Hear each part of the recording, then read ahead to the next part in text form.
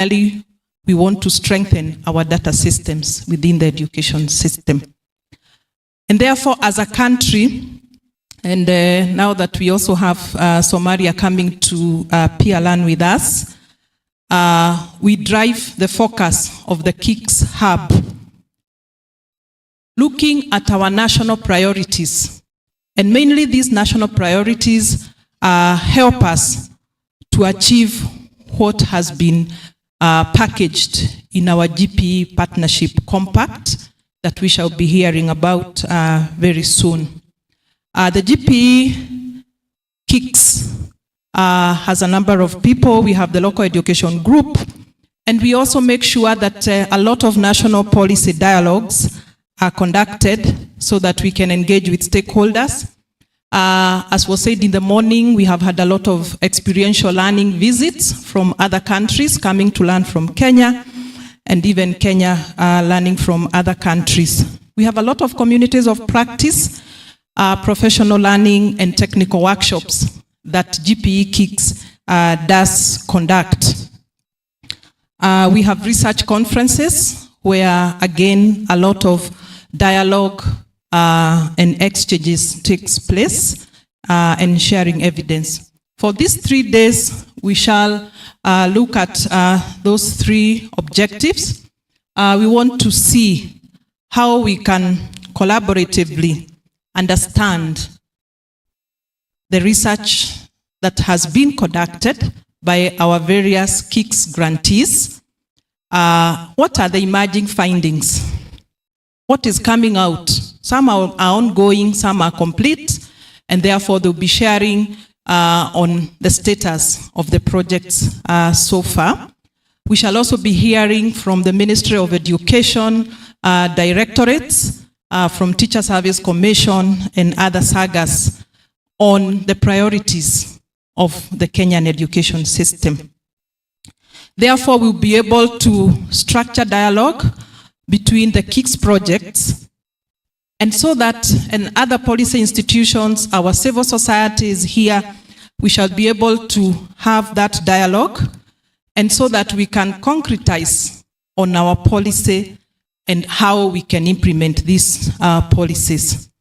And finally, we'll be able to identify priority actions and follow-up mechanisms. After identifying, how do we follow up? Yeah, I think a lot was said in the morning that we generate a lot of evidence and it's kept in a shelf in one of the offices in town, in Nairobi. But now we want to make sure that findings, or those findings, the research findings, can find their place, can be acted upon. So as participants, we will be able to identify those actions and follow-up mechanisms so that we can make sure that there is uptake of the research findings. We have 2 expected outputs that at the end of the 3-day meeting, then we will make sure that our agreed action points will be able to integrate the KICS evidence into policy and implementation processes. Number 2, we will also come up with a roadmap outlining strategies for the sustained collaboration among KICS projects and ongoing engagement with the relevant institutions. So I believe that we have started well, and we will be able to achieve those outputs at the end of the 3-day workshop. So let's engage as much as we can throughout this particular meeting. So I'll stop there. Those are the objectives and the output that we do have for this particular meeting. Next, we are going to invite our keynote speaker. We were not able to have him in the morning. We are glad that he has been able to make to this place. And therefore, I'm inviting Professor Dr. Moni Wekesa, who is the Dean, School of Education, Daystar University. Yes.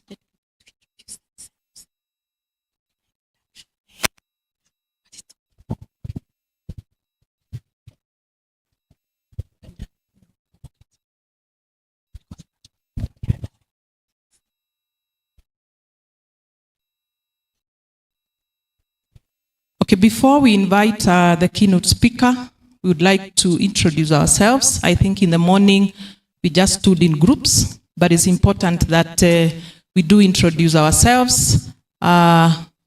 We can start from that table there. Somebody can pass a mic.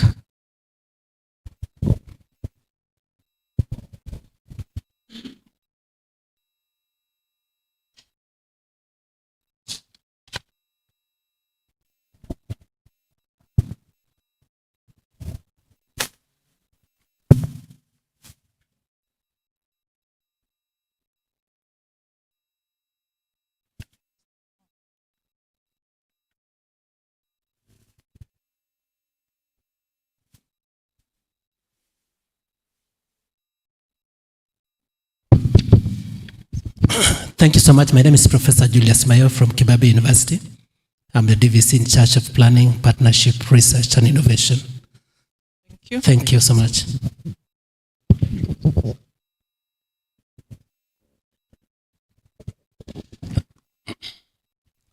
Good afternoon. My name is Yusuf Karayu, Head of Directorate of Teacher Education, State Department for Basic Education.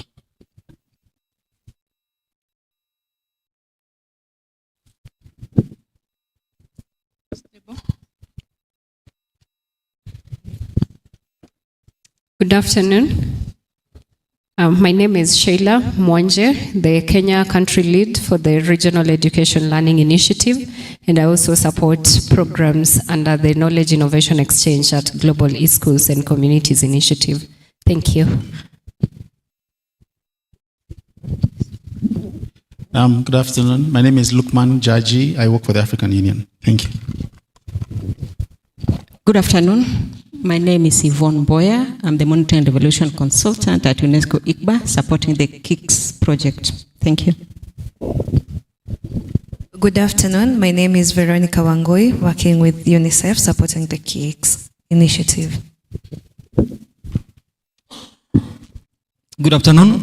I am Mahmoud Ahmed Rage, Director of Policy and Planning from the Ministry of Education, Somalia.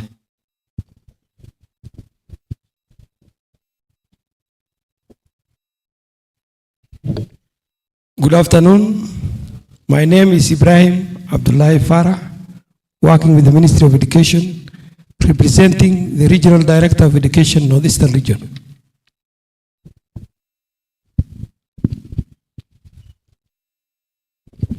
Mukhtar Abdogle, Office of the CEO, Kenya National Examination Council. Good afternoon. My name is Nyamwaro Eric from Kuza Connect, supporting the GP midterm review process.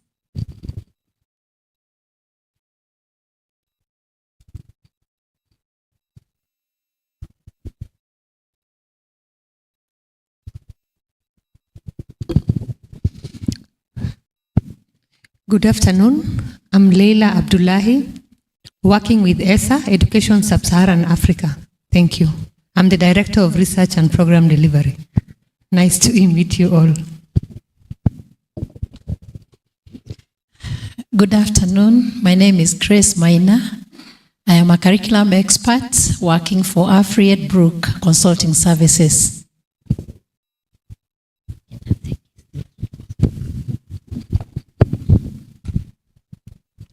Good afternoon. My name is Joseph Wasihongo. I'm the National Coordinator, Elimu Yetu Coalition. Good afternoon, everyone. My name is Efa Ngota. I head the National Assessment Center, hosted at by the Ministry of Education at the Kenya National Examinations Council. We do large-scale assessments for monitoring the quality of education of the Kenyan education system.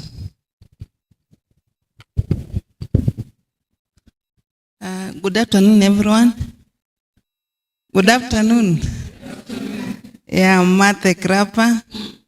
I'm the GP focal point for Kenya, and I also double as the national coordinator of the Kenya Primary Education Equity in Learning Program. Thank you, and welcome to Kenya.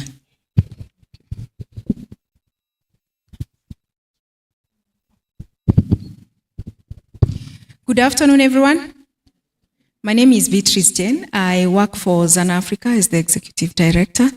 I think we'll be interacting more during my presentation tomorrow. Thank you. Hello, good afternoon. My name is Jennifer Otieno. I'm the Kenya Country Lead at EdTech Hub. Good afternoon, ladies and gentlemen. My name is Joyce Kiroma, working for Kenya Education Management Institute. I'm the Director, Education Management. Thank you. Good afternoon. My name is Stephen Yida Janga, TSC Regional Director, Northeastern. Good afternoon. My name is Harrison Indimuli, representing the Regional Director of Education Coast. Thank you. Hello and good afternoon, everyone. My name is Lisa Njenga. I'm the Knowledge Management Lead at African Union, supporting at the KICS Africa 19 Hub. Thank you.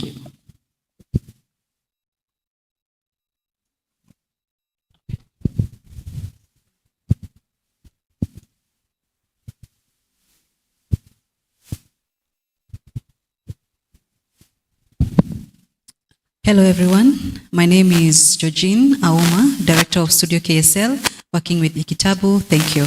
Nice to meet all of you.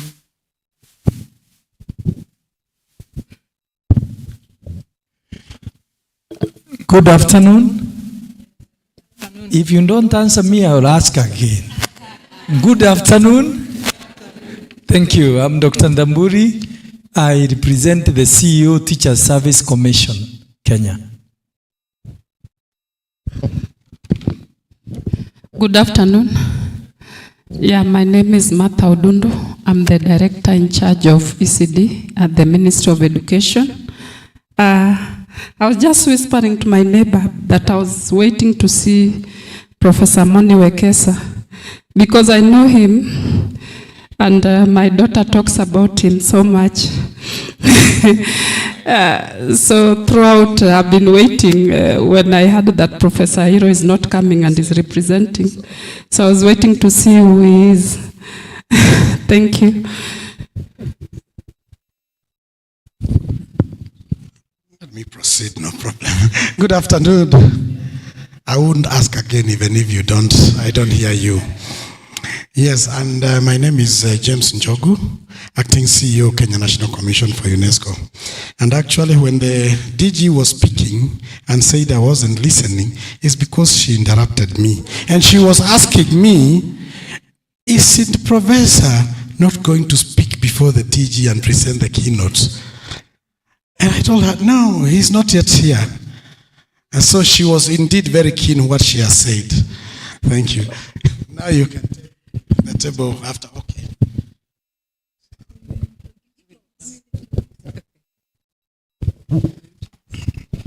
Good afternoon, everyone. Hello, good afternoon. Opoli Capotino is my name. I'm an education specialist with UNICEF in the global education practice, but based in Nairobi.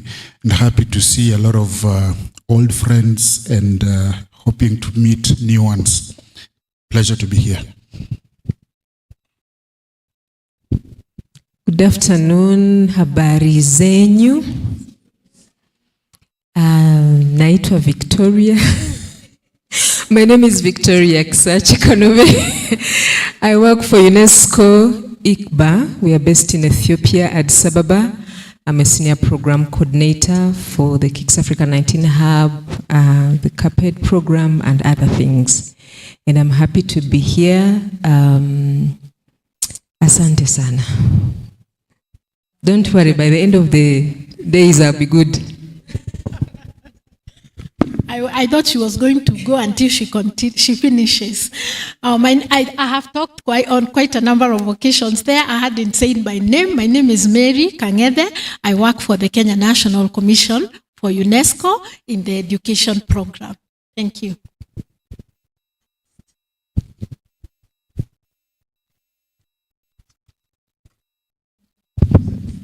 Good afternoon, everyone. My name is Gabriel McBib. I work with UNESCO ICBA and support knowledge management for the KICS Africa 19 Hub. It's wonderful to be with all of you today. Thank you for that great introduction. At least we now know who is in the room. Sorry, myself. Oh, sorry. Yeah, we were saying guests introduce first, and then us. My name is Nancy Mbugwa. I work for Kenya National Commission for UNESCO in the education program, the deputy director, and we are flagged by a big team back here who are helping in, you can stand, please. Team from NATCOM. They are helping in rapporteuring. It's a big team. And yeah, those ones. Maybe they can say their name.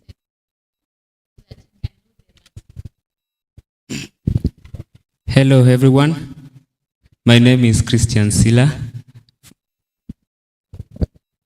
Hello, everyone. My name is Ian Joe, Education Intern. Hello, everyone. My name is Finlay Obino. I'm also part of the supporting team from NATCOM. Hello, everyone. My name is Joshua Simba. Hi, my name is Yordanos Mumbi.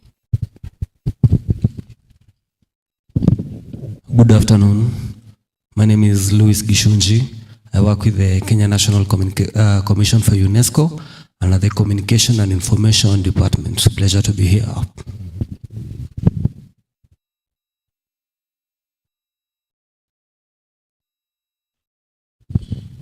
Good afternoon, everyone. My name is Bochol Denge. I work for Kenya National Commission for UNESCO.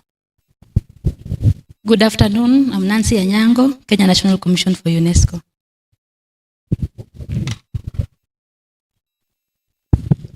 Good afternoon. I'm Pedna Mose, Compliance Division.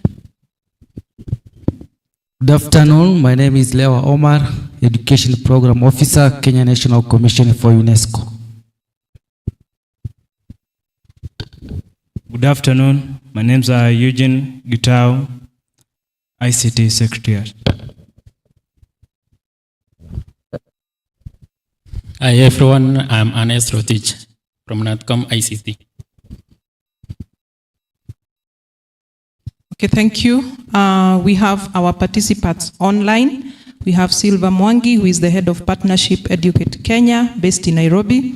We have Karen Nzakumwemna, County Program Officer for Kenya GPE, based in Nairobi. We have Sarah Ojuando Dinya, Global Director of Education Systems and Technology Products for Educate, based in Nairobi. We have Valentin Mugun, former youth leader, Global Partnership for Education, and currently the Vice President of the All Africa Students Union East Africa. We also have Olga Abbott Inyongo, who is the Regional Gender and Inclusion Specialist, ESA, at GPE, based in Nairobi. We have Rachel Namumbiru Auma, who is the Operations and Communications Manager for Higher Education Resource Services East Africa. So those are our participants online and others who have not introduced themselves, but we see a number of 22 who have joined us. So we will continue with the afternoon session. So allow me at this juncture to invite our keynote speaker for the day, who is Professor Moni Wekesa, the Dean, School of Education, Desta University, representing the Professor Raban Airo, the Vice Chancellor at Desta University. So welcome, Professor Moni, to give your keynote address. Let's appreciate him with a clap.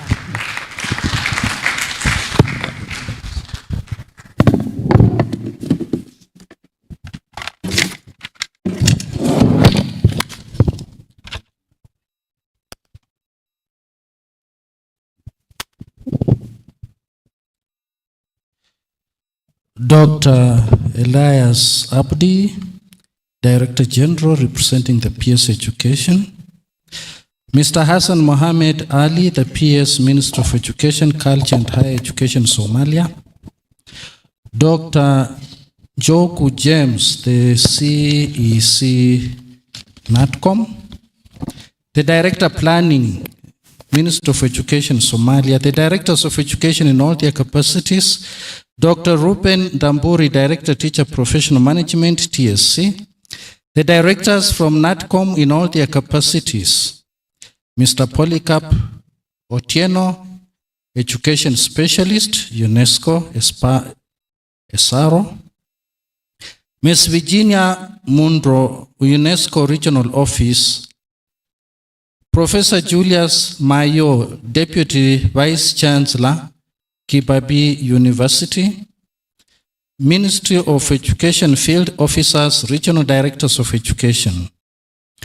Officers from Kenya National Examination Council, representatives from IDRC, Mr. Adoma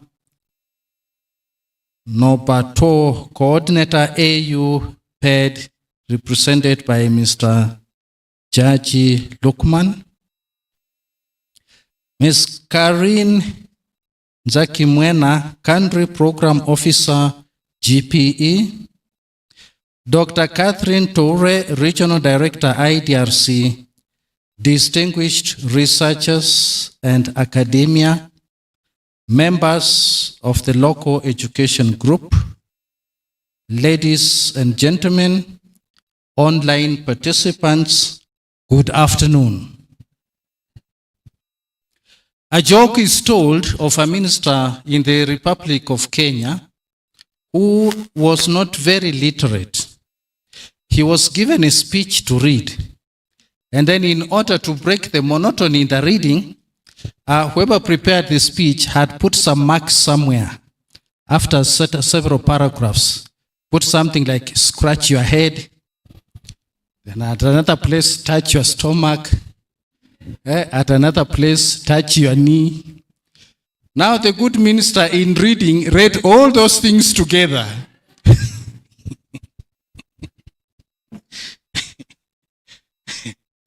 Ladies and gentlemen, I will not subject you to that because I have not been given a speech to read. So you can sit back and relax.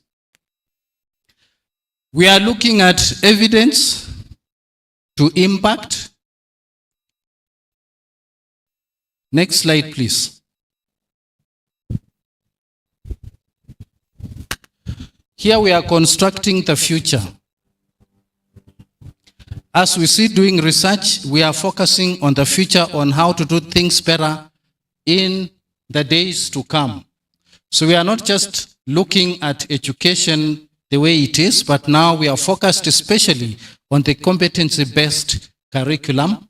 So this workshop cuts at the core of what the education sector in Kenya is all about. Next slide, please. It has been said that we are often rich in data but poor in translation. We have libraries full of brilliant research papers gathering actual and digital dust, while policymakers make decisions which are based on intuition. So, one of the goals is to give research policy sight and policy its research teeth. Next slide, please. Inclusion and foundational learning. Ladies and gentlemen, the organizers here have made small grants aimed at improving early childhood development. There's the pioneering work, which is scaling up, including sign language and other areas. Next slide, please.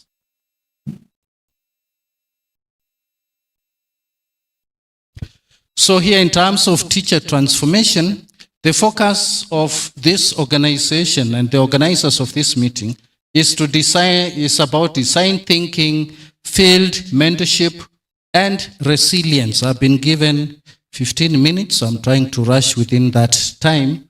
Under design thinking, there are some researches going on involving Tokoto College in Kiambu. Then under field mentorship, we have some research going on in Siaya and Bungoma, and under resilience we have Turkana and Garissa, and I think we shall be seeing those papers in the course of this conference. Next slide, please. Looking at structural harmony, we need to be able to connect insights. We need data breakthrough, say in Marsabit, to be able to inform teacher training in other parts of the country, such as in Kiambu County.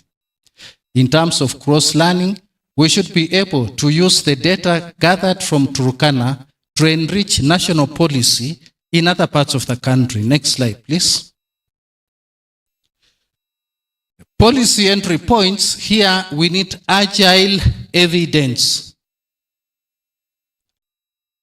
A 200-page report is not an entry point, ladies and gentlemen. Policymakers need something that they can look at very quickly and run with. So here, when we talk of agile, then that means it must be delivered when needed.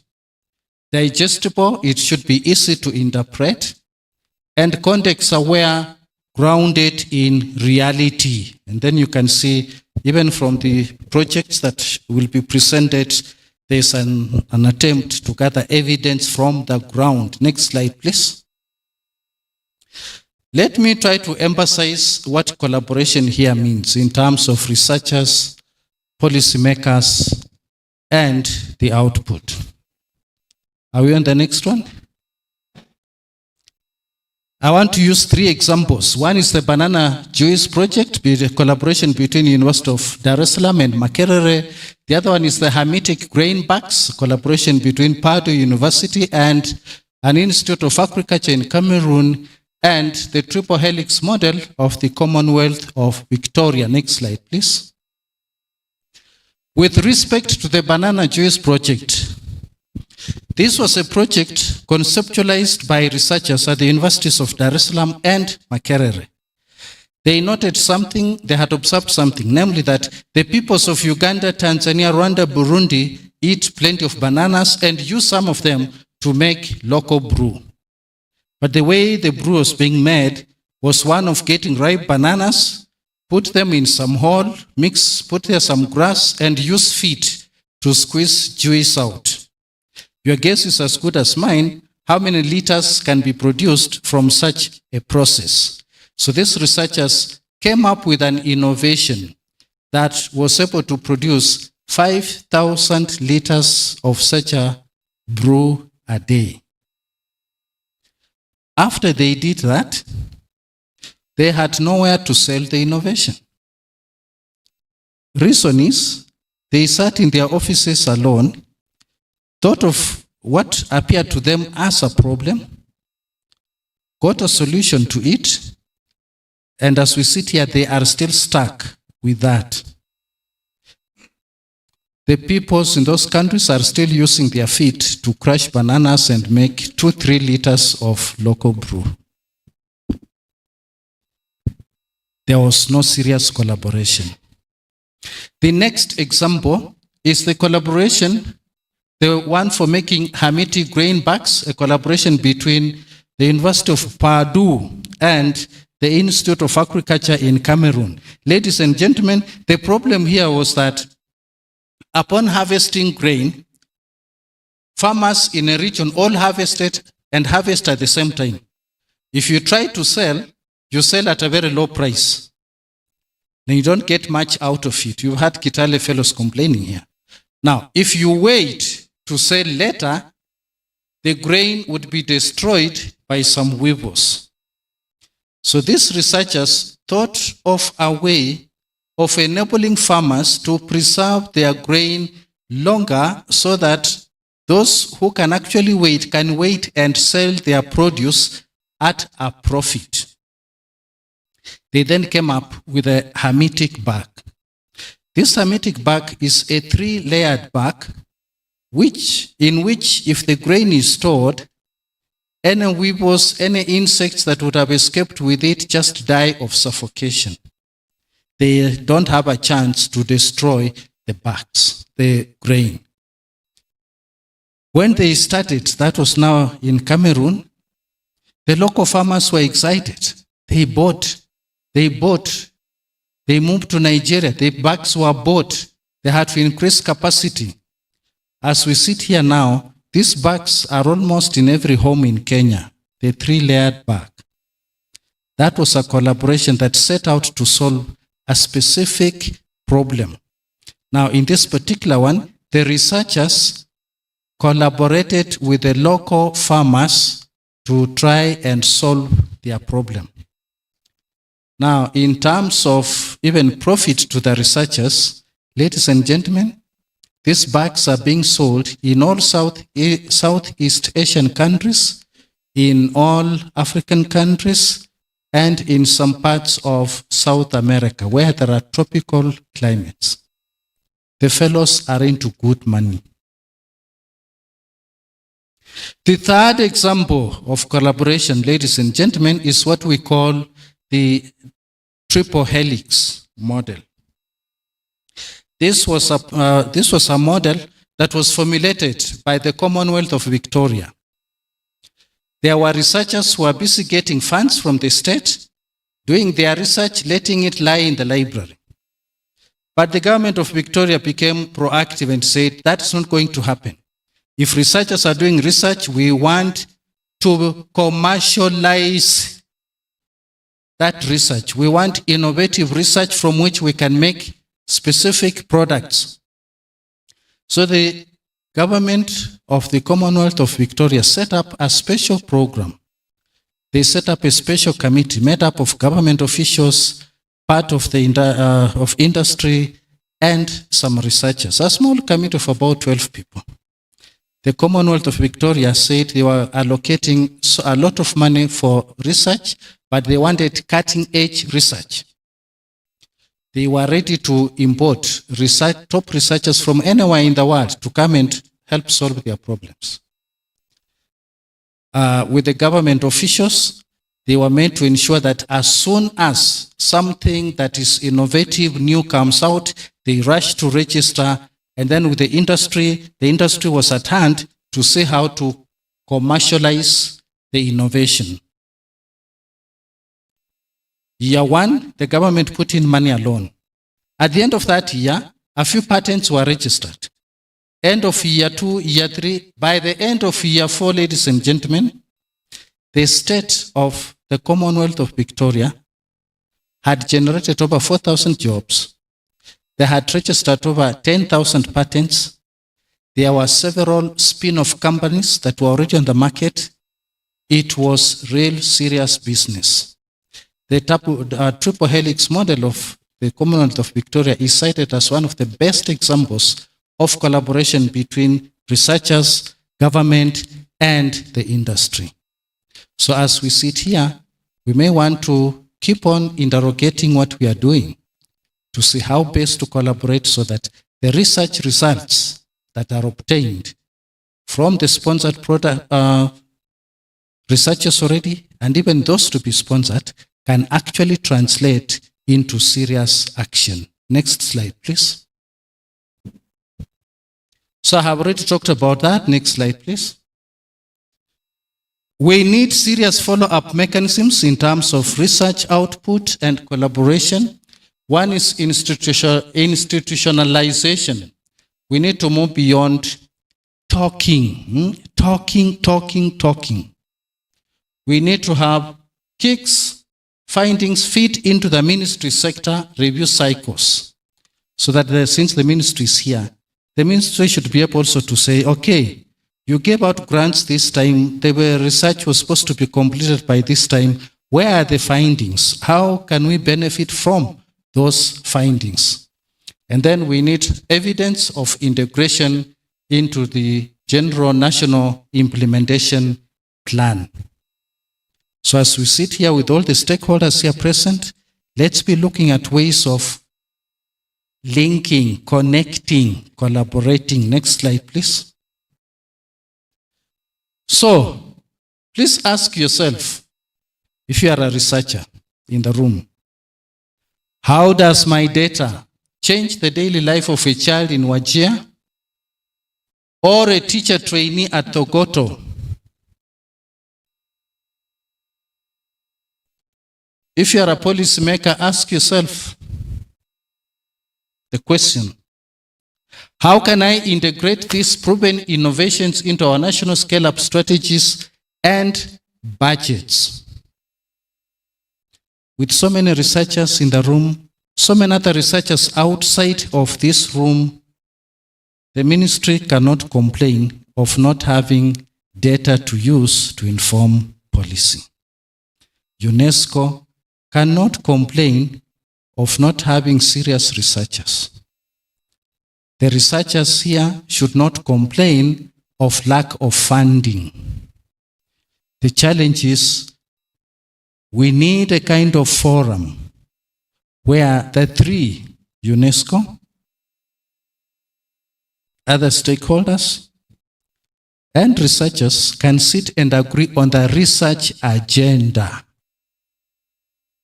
We have seen from the Makerere Dar es Salaam example that it's very dangerous for researchers to sit alone and just do what they want. We have seen from the Purdue Cameroon collaboration how useful it is to involve stakeholders. And the best example is, of course, the triple helix from the Commonwealth of Victoria. Do I have something else to say? Let us move decisively and collectively from evidence to impact. Next slide, please. You gave me 15 minutes.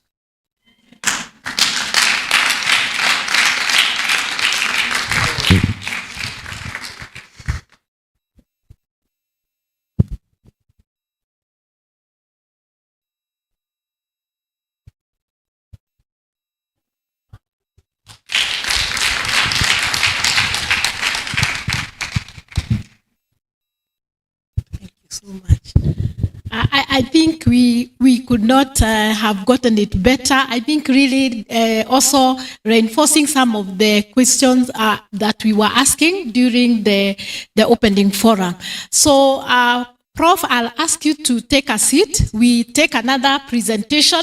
Please note your insights from that presentation, which is quite thought-provoking. We hear from Martha Ekirapa, who is our next presenter. I hope your presentation is ready. And then we will briefly reflect on both presentations. Karibu, Martha.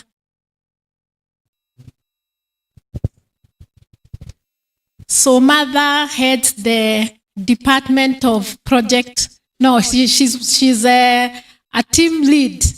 Or visit projects. I think you will give your right title, but I know she's also acting as the lead for now. Karibu. Good morning, everyone. Oh, good afternoon, everyone. Good afternoon.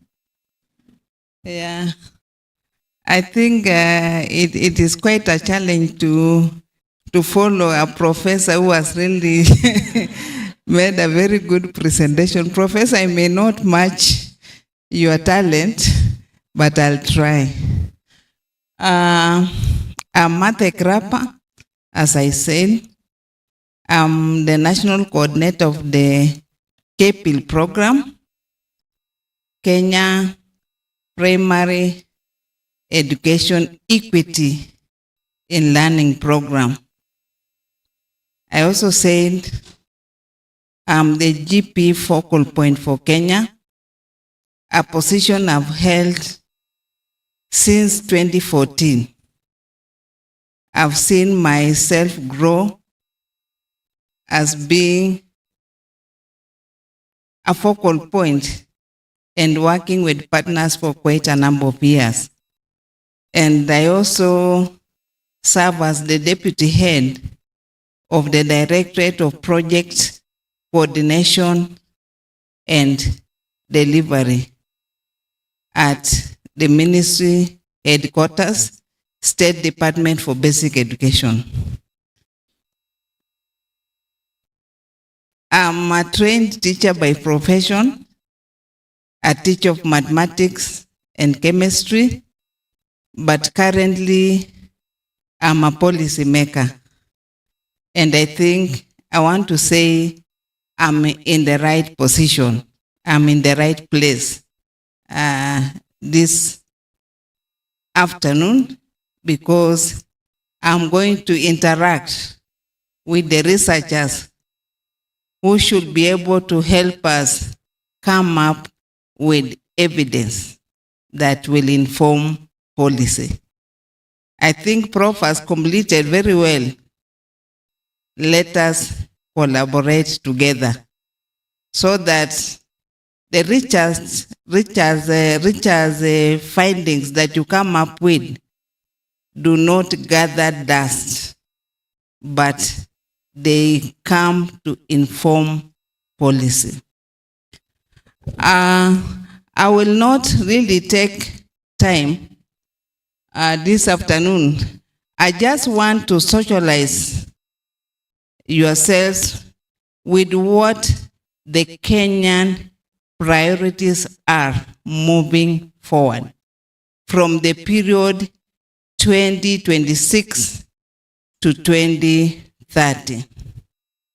GP has been a very strong partner with the government of Kenya, and as such, we have aligned our priorities to what is called the GP Partnership Compact, which we developed in 2021. GP came up with that intervention, and as I stand before you, I want to say it was a very, very good intervention. Why? In 2021, all the partners working in our government came up together with the Ministry of Education and documented the priorities of the government of Kenya and outlined how the government intended to work with its partners. And we saw partners coming together, putting their resources together,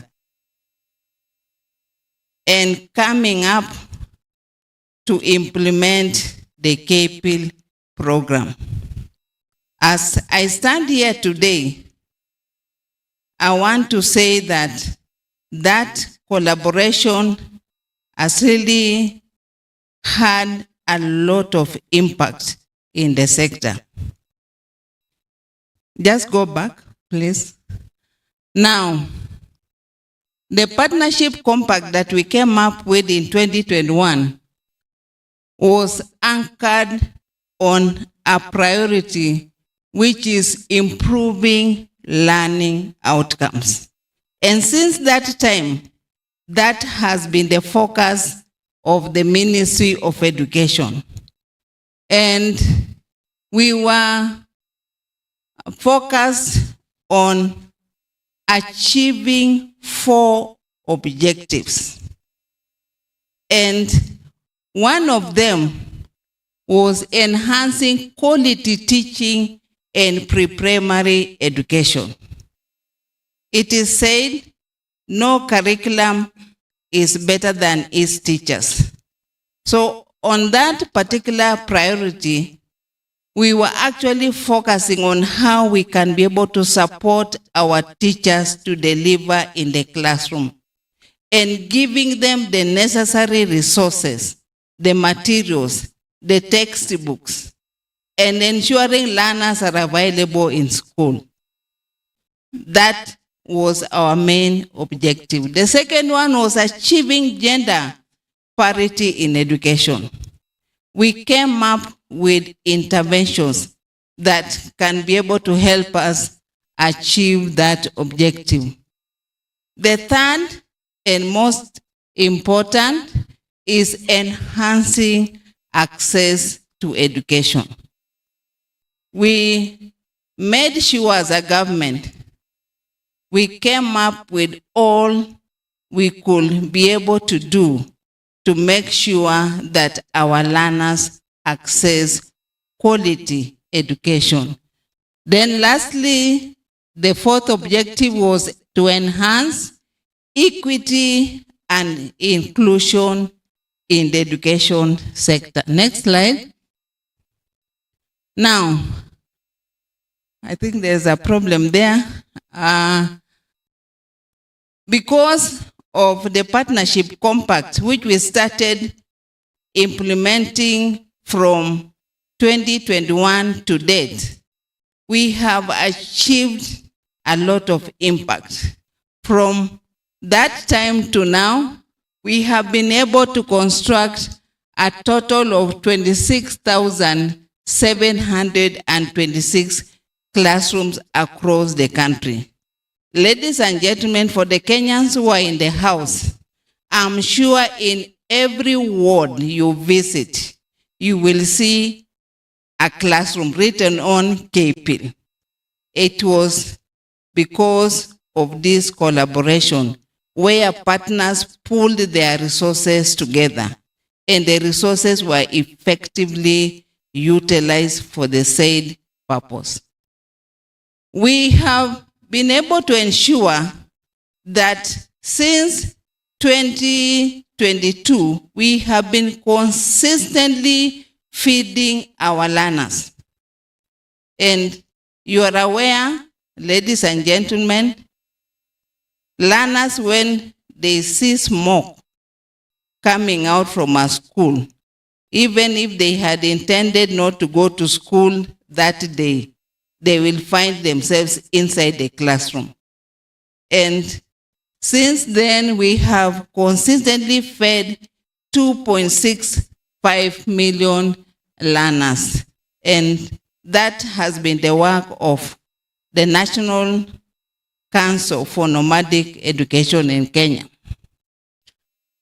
Our vulnerable learners have not been left behind because of what we captured in the partnership compact. We were able to find out what is ailing the education sector. So we have been able to provide, since 2023, a total of 34,000 full scholarships to our vulnerable boys and girls. And on that number, 55% slots go to the girls and 45% goes to the boys, because we were also trying to see how we can be able to bridge in the gap of gender parity. Girls' retention has drastically improved from about 80% in 2021 to now 90.95%. Next slide. Ladies and gentlemen, you are aware our first cohort of the competency-based education is currently in grade 10. And through the KPIL program, we have fully supported to implement the competency-based education, which has been a very, very expensive reform. You are aware we had to develop the curriculum designs. We had to support NEC to conduct the assessment. We had to build the classrooms. We had to capacity build the teachers. Dr. Naburi is here. He will be able to explain how much has gone into enhancing the capacity of teachers to be able to implement the competency-based education. So that is a very good impact. I can attest to the collaboration between the government of Kenya, Ministry of Education, and our able partners. Data-driven resource allocation has greatly improved. Now we have transitioned from NEMIS to CHEMIS, which is going to be our single source of truth. All the capitation grants that we channel to our schools, it is being done using the CHEMIS system. Previously, it was being done using NEMIS. We have had increased enrollment, as you can see from those figures. Next. The learning outcomes have greatly improved. Our NEC officials are here. In the course of the discussion, they'll be able to tell us and give us evidence of how that has been achieved. We have been able to improve the numeracy skills amongst our learners by 8 percentage points and the literacy by 6 percentage points. And this was through evidence, through an assessment that was conducted by the Kenya National Examination Council in 2024. And we are looking forward to having NEC conduct another endline assessment so that we can be able to see since 2024 to date what has happened. Teacher support has been conducted effectively by the Teachers Service Commission. The school-based teacher support initiative has been quite encouraging because teachers are able to share their teaching approaches and be able to help each other to be able to deliver well in the classroom. And TSC and Semaster have greatly helped us to be able to achieve that. Equity-focused programming, from the name KPIL program, our focus has actually been on equity, and we continue ensuring that we achieve equity at all levels of education. Next. Domestic funding in this country, it is at another level. I know GP advocates that its partner countries make sure that they spend at least 20% of their GDP on education. But I'm happy to report that Kenya currently stands at 27.9% on its GDP. Thank you. Towards education. I'm going to rush now. We have learned our lessons.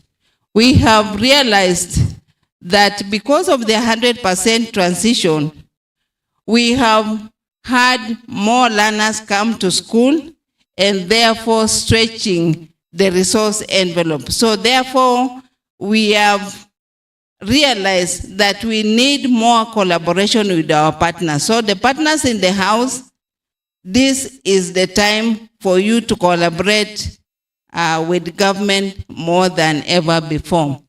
Data to drive decision making.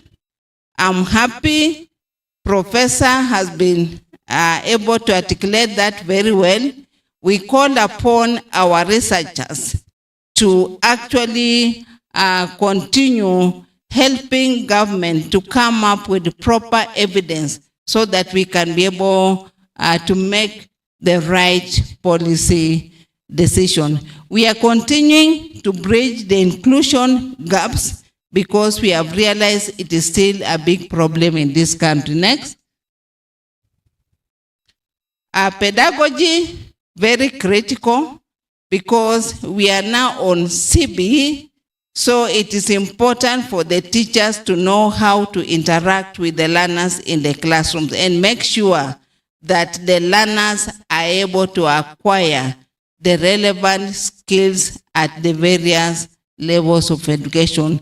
We also need to continuously support NEC as it conducts the assessments required under the competency-based education. And more importantly, we have learned that we now have emerging gender trends which we need to address. The boy child is becoming endangered. So, because of that lesson, this year, as we awarded scholarships to our needy learners, we had to change the trend a bit. Instead of 55% slots going to the girls, we reduced that percentage to 53. and gave the remaining to the boys. And we are still watching closely and trying to see how the trend will be. If again we realize it has not helped, then we might be able to revise that percentage a little bit next year. Institutional alignment, I think a lot has been said about that. We need to align everything as we continue with the interventions in the education sector. Next slide. Moving forward, as you are aware, Kenya has been conducting the midterm review of our GPE Partnership Compact. And we have realized that we are not yet there in terms of the learning outcomes for the learners. So our main focus still remains as improving learning outcomes. But the priorities from 4, we decided to retain three priorities: improve quality teaching and learning, and mainly early childhood education, increase access and participation, and advancing gender equality, equity, and inclusion. Next slide. So, for the first objective, we have listed a number of focus areas, which I may not have to go through because I saw Mary trying to warn me that my time is up. So I will request that you allow me not to mention those interventions we will wish our partners to focus on in case you might want to intervene on a given objective of the Partnership Compact. And in any case, this document is still under review. We shall be completing it on 26th of June. So we shall have all the partners and the Ministers of Education and agencies officials convening together so that we can be able to see if we can be able to complete our midterm review process. So we have to continue with the continuous professional development of teachers. So we request that we still continue supporting the Teacher Service Commission and of course continue focusing on the implementation of the competency-based education. Next. ECD director is here in case any one of you wishes to continue supporting that directorate. This is the time because it is still our main focus under the compact. We still wish to continue focusing on increasing access and participation because we don't want to actually go back and lose the gains we have received. So we want to continue focusing on especially inclusive basic education. Instead of just us focusing on access, but we want to make sure that education is as inclusive as possible. Next. We shall continue supporting the 100% transition, and we want to sustain the minimum essential package. And I want to say, when we talk of issues of research and evidence to inform policy, a few years back, the government of Kenya was not providing an minimum essential package to our schools. But it was through a study that was conducted under the Pride Project funded by GPE that a recommendation was made in that study that government should be able to provide a minimum essential package. And how that came was because our capitation was pegged on enrollment. So a school that had low enrollment will not even be able to meet the normal running costs of a school. But I'm happy the government has been able to address that issue. These days, what happens is that a uniform amount is channeled to the schools before now the capitation grant is sent based on enrollment. And I'm happy because I was coordinating that program, and it took many years before that recommendation could be implemented. And I think it is something we can all learn, that in case a research study is undertaken, please let us purpose to implement the recommendations. Next slide. I may not go through all that. Just move on. Move on. Okay, could be back. Go back. Now, issues of quality assurance. The ministry now wants to focus on enhancing the capacity of our quality assurance and standards officers, CSOs, and head teachers, because we feel that there are people who can really be able to help us manage our schools and ensure that our learners improve in their learning outcomes. Next slide. Next slide. Continue. I'll be able to share my presentation, ladies and gentlemen. I'm sorry the time has gone. Now, I want to say that as a country, under the compact, we also focused on the enabling factors that can be able to help us achieve system transformation. And data and evidence and systems is one of our focus. Sector coordination is another focus. And I want to say that we have realized during the midterm review that sector coordination in our country is the weakest link. Partners who are in the house, I know your current chair, UNESCO, is currently trying to do mapping of the partners and even their finances, so that we can be able to see if we can be able to have proper alignment to government priorities, and even alignment of your funding to the government's financial year, so that we can be able to receive a lot of impact of all the interventions we are undertaking. Next.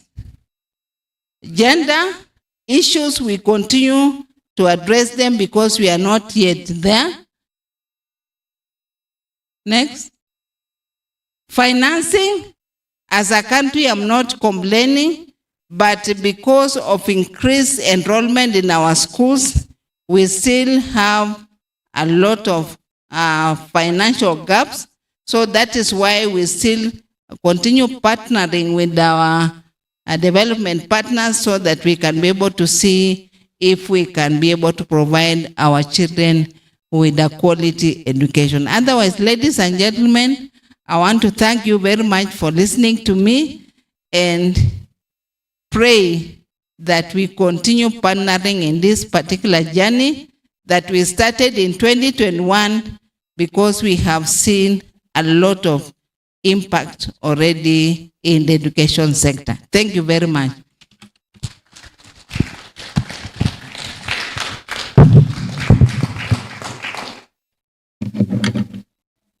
Round of appreciation to the two presenters. And I also want to acknowledge, I think we have a participant who is from Fawe, who is also talking about a model, the Tuseme model, I think, which aligns very well with what Mother was presenting. I want us to very quickly just reflect on those two presentations, and I want us on our tables. That's why we have round tables. Please, let's just share 3 minutes some of the key insights that we have gotten from the two presentations, from the keynote address and from the GPE. based on what we are doing and looking at what we are talking about in this workshop, which is about evidence. What are some of the key insights? Let's share around the table, and I would want every table to give us like 2 key ones. 2 key ones. You can agree which one you want to share. Every table. Those online, please type for us on the chat. So for the ones here, and then there is a QR code on the table. I think the ICT team can also put the QR online so that people can scan and share with us. Or we can also pick them from the chat. So there is a QR code that has been presented to you. So please scan and then share the 2 insights.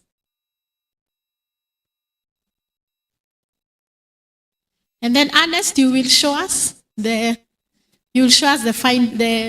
report. You screen the report.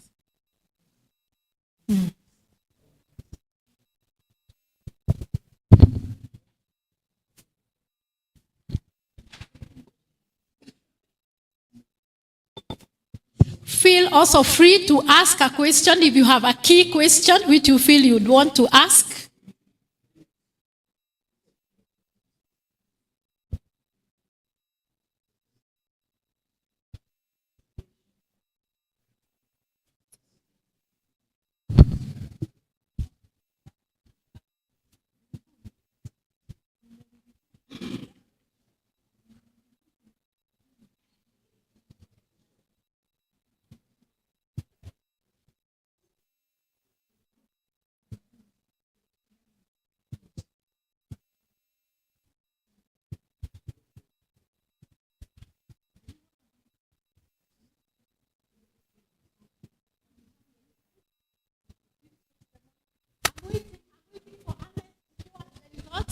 I'm waiting for you to show us the results.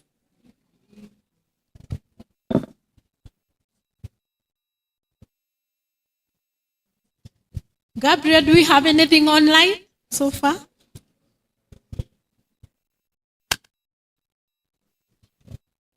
Okay, nothing online. We are waiting.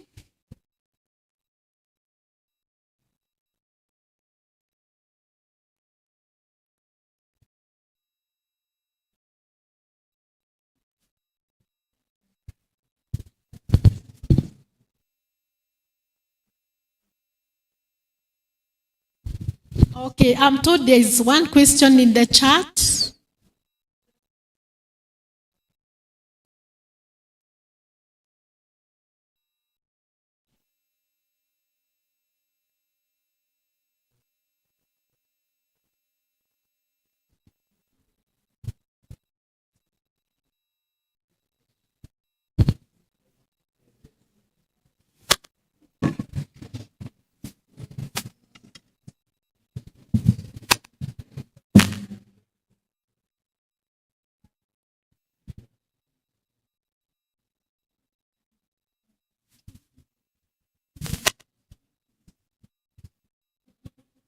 Okay.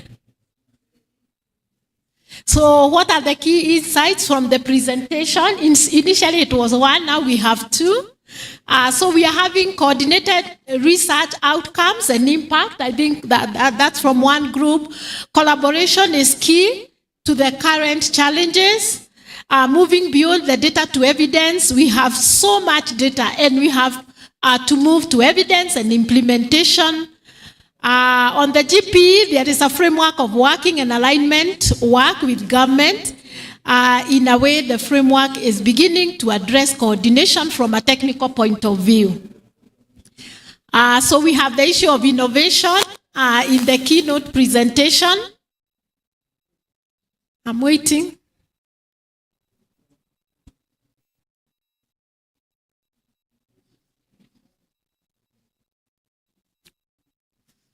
Okay, so scroll down. data leading to evidence, informed decisions. I think we are seeing issues of research without action, with issues of visibility in terms of government priorities and where evidence should go, moving beyond data. If you have any question, you can still post it.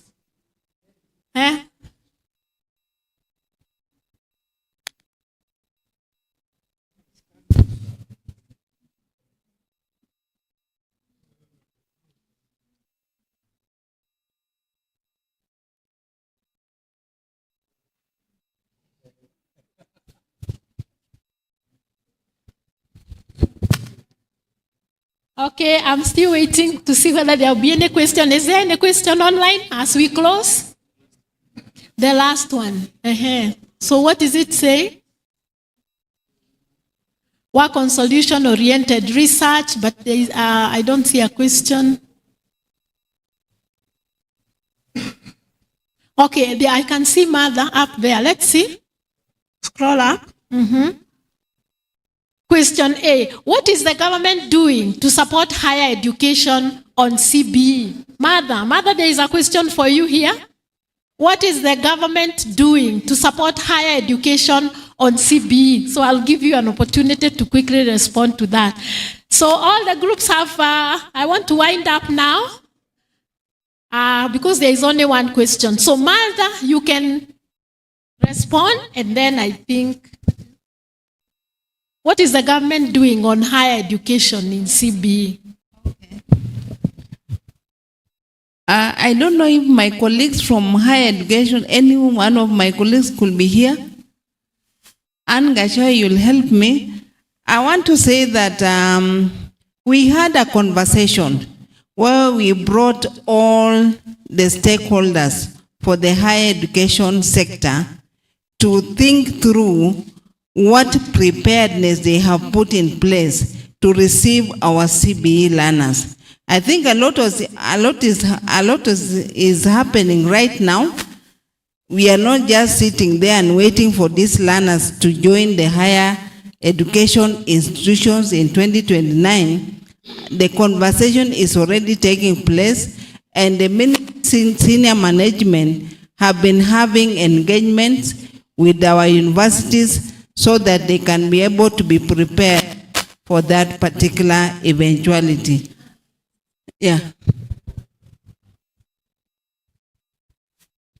And to just add on what Mother has shared, many universities have now opened up, so there's a lot of capacity building on CBE, so that by the time the CBE learners are getting to them in 2029, different departments are able to develop a CBE curriculum.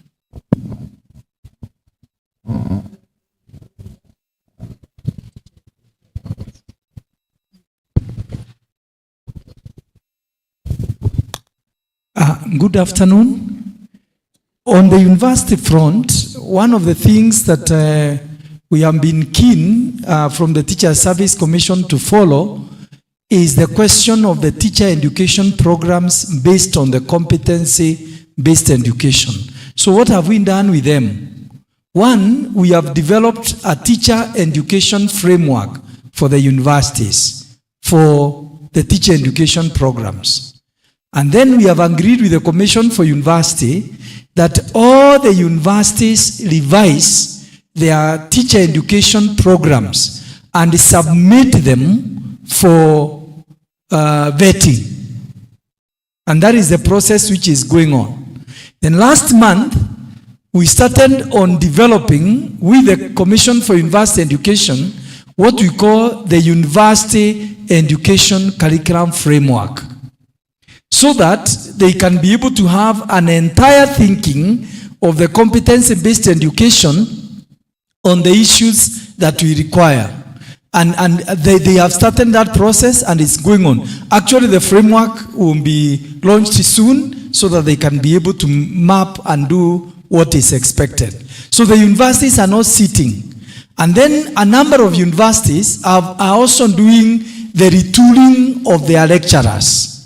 Several programs have come on board, And we have a number of support partners that are assisting the universities to do the retooling. And even as Teacher Service Commission also has been meeting with them and discussing with them on how we are looking at the teacher for the future.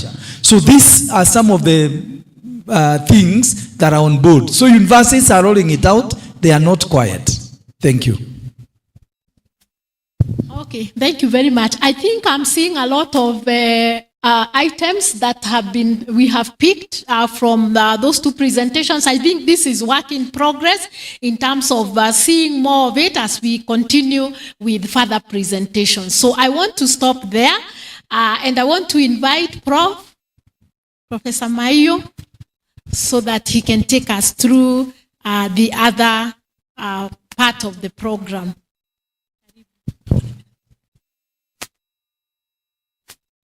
So thank you so much. We can clap for Mother and Professor, and also appreciate yourself for the good questions and answer, and also maybe getting an insight of what's happening in higher education. So as I wish to welcome Dr. Ruben Daburi to come on stage, and then Mr. Martin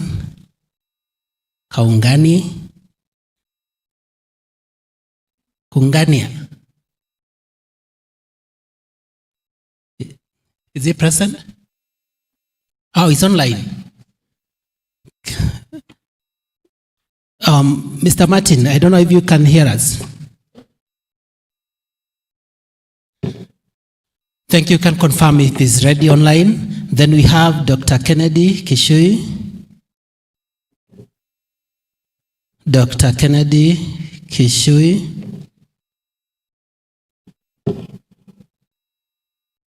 It's okay. Is Dr. Kennedy online or anyone representing him?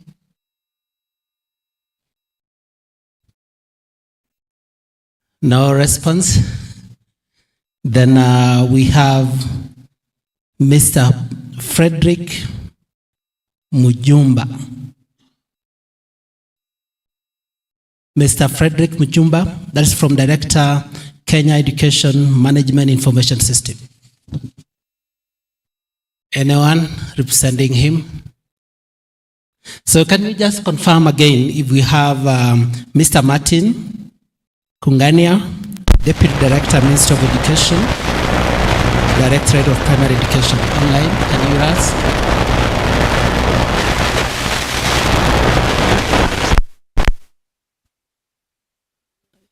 It seems not to be there. Anyone who can confirm? And then Dr. Kennedy Kishui, Head of Directorate of Policy Partnership.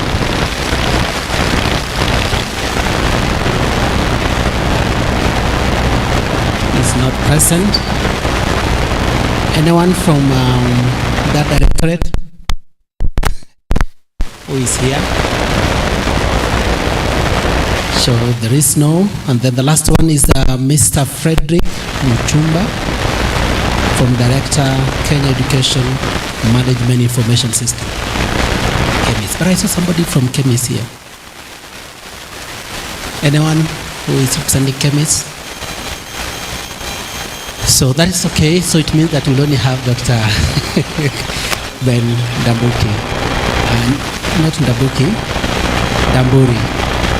So that is a pleasure, and we will wish to engage you. And before maybe I wanted just to respond in what you said before you came to state about universities. We are happy with the teacher education programs. The universities are doing it very excellently on the teacher education programs. But the greatest challenge why I asked that question was that when your learners will come to universities, they will not be only doing teacher education.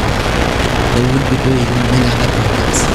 So many other programs are not aligned to CBE. So those are the challenges. And then also when Mother was giving about classroom they have constructed, we were asking them that don't you also think that universities require some of the classroom and some of the facilities so that when they come to university they will not be shy. So those are maybe a brief I wanted to say about what we had just discussed. But I will wish to give Dr. Ndamburi just a few minutes, about 2 minutes, to introduce himself, what he's doing. I know he has said he works with Teacher Service Commission. I've worked with him, and it's a pleasure that we give him a time to introduce himself and also to tell us what he's doing. And then from there, I will pose some questions and he will be able to react. And then we will also give some members a chance to ask a direct question to Dr. Ndamburi.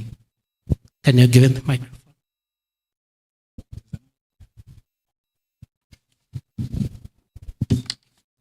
Good afternoon, ladies and gentlemen.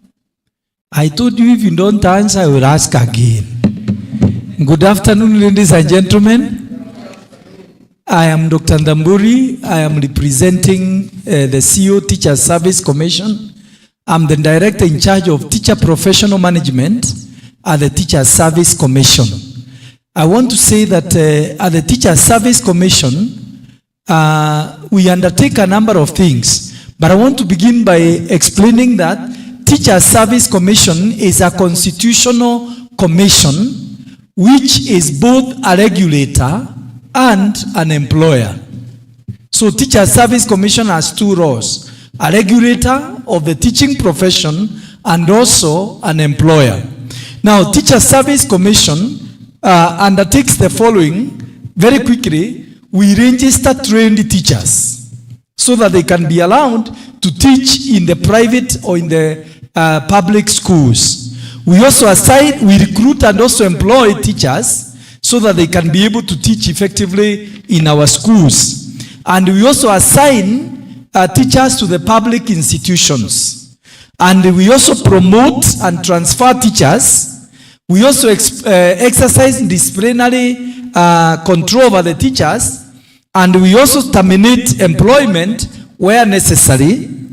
We also review the standards of education and training, and we advise government on issues relating to the teacher profession, to the teaching profession.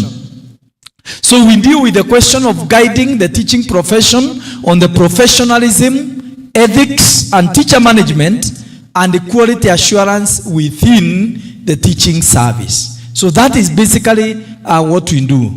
Thank you. Thank you. Thank you so much, Dr. Ndamburi.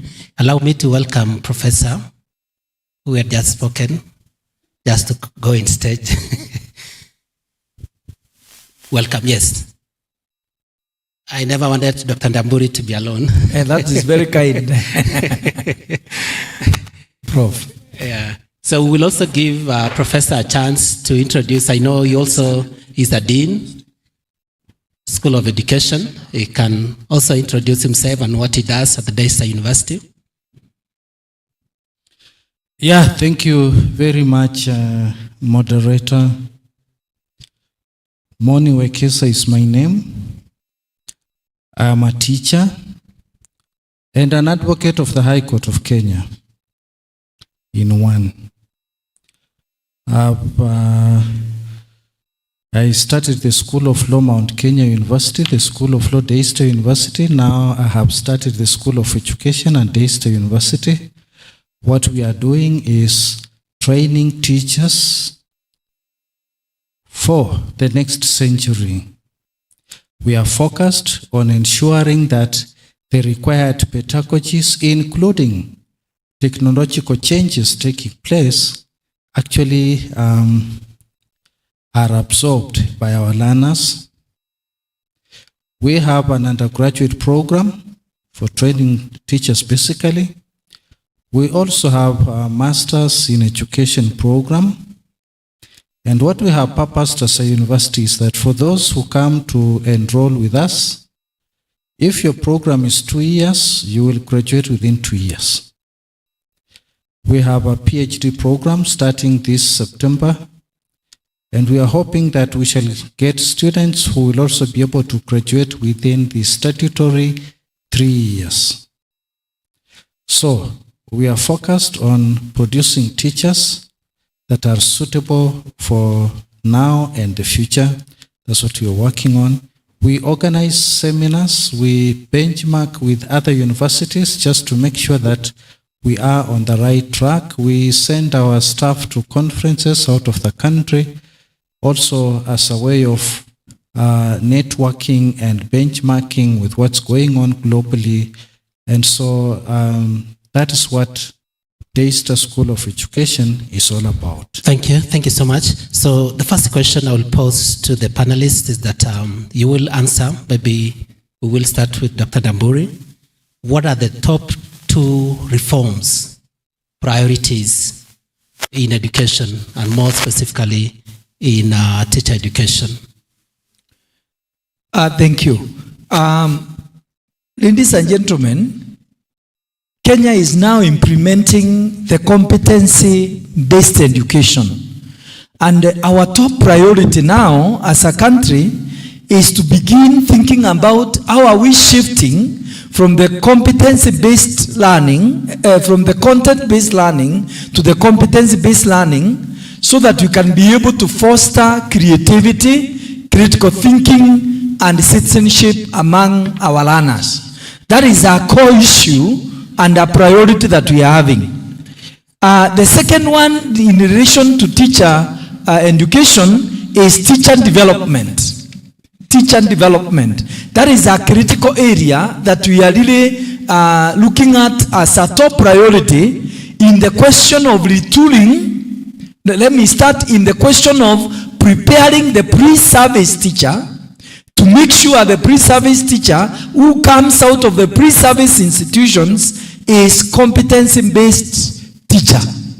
And number 2, tooling of the current teachers who are in the service, both in the public and in the public and private, to be having the competencies required to teach the curriculum for the competency-based education. So those are key issues. And in the retooling, we are looking at the content mastery, so that somebody will be completely competent in making sure they can deliver competent content and master the content, and also the pedagogical aspect that is required, and the issue of mainstreaming values and pertinent and contemporary issues that have come new in the curriculum. So those are the key 2 priorities that we are having. As I can talk about more, but let me stop it's there. Okay. Thank you. Thank you so much, Dr. Ndamburi. You are very clear. We have Mr. Martin Kangania. Can you online? Please, can you introduce yourself? We can see you, but we cannot hear you.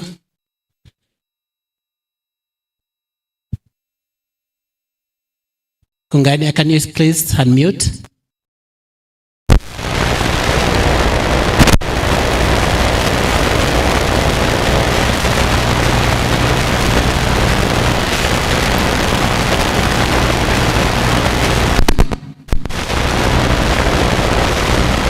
We cannot get you. So can we maybe still come back to you? Can we get Dr. Kennedy? Dr. Kennedy?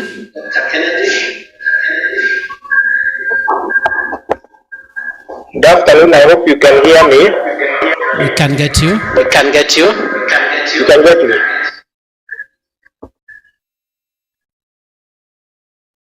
Dr. Kishui, can you please introduce yourself?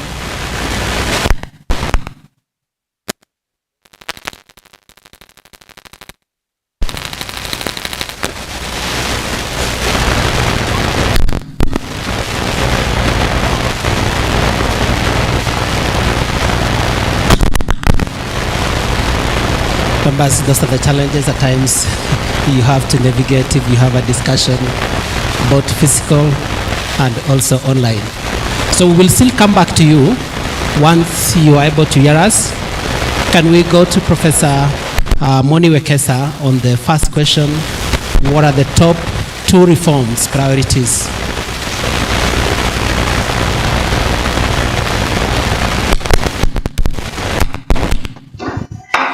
Yeah, thank you very much.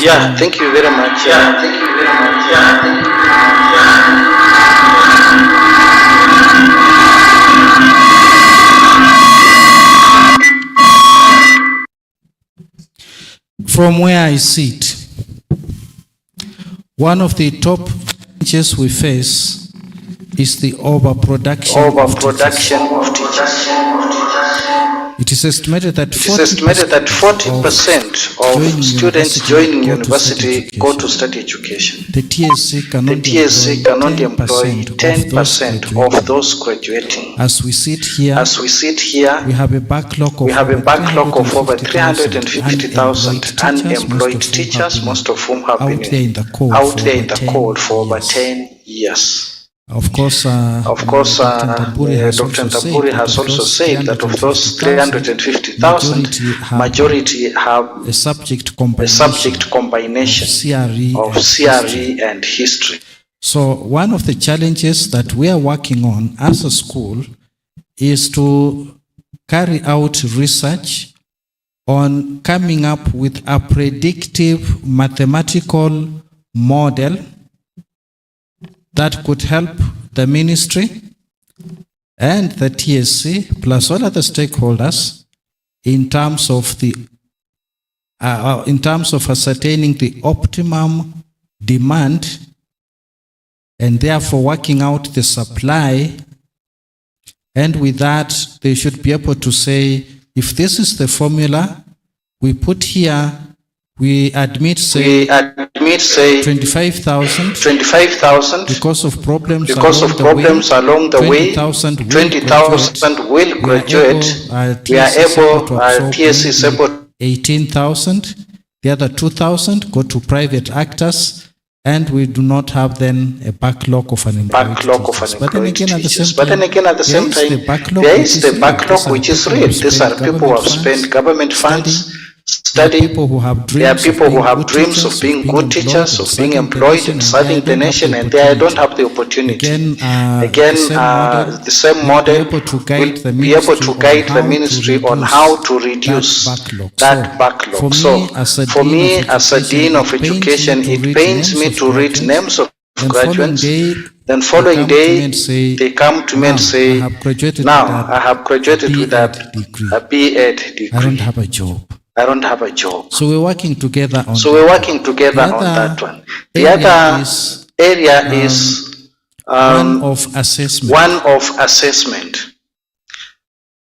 We are concerned that universities are increasingly receiving very many students. In many of our public universities particularly, you will find 400 students in a hall. And the question is, how does one monitor quality? It is very intimidating for a lecturer confronted with 400 students to be able to ensure that there's quality going on. So again, we are together working on modes of assessment that would be able to bring out the best that there is in a student without causing anxiety and mental problems to the lecturer. If you have 400 students, 500, can you imagine marking all those papers? How many assignments would a lecturer willingly give out, then to go and mark the final exam?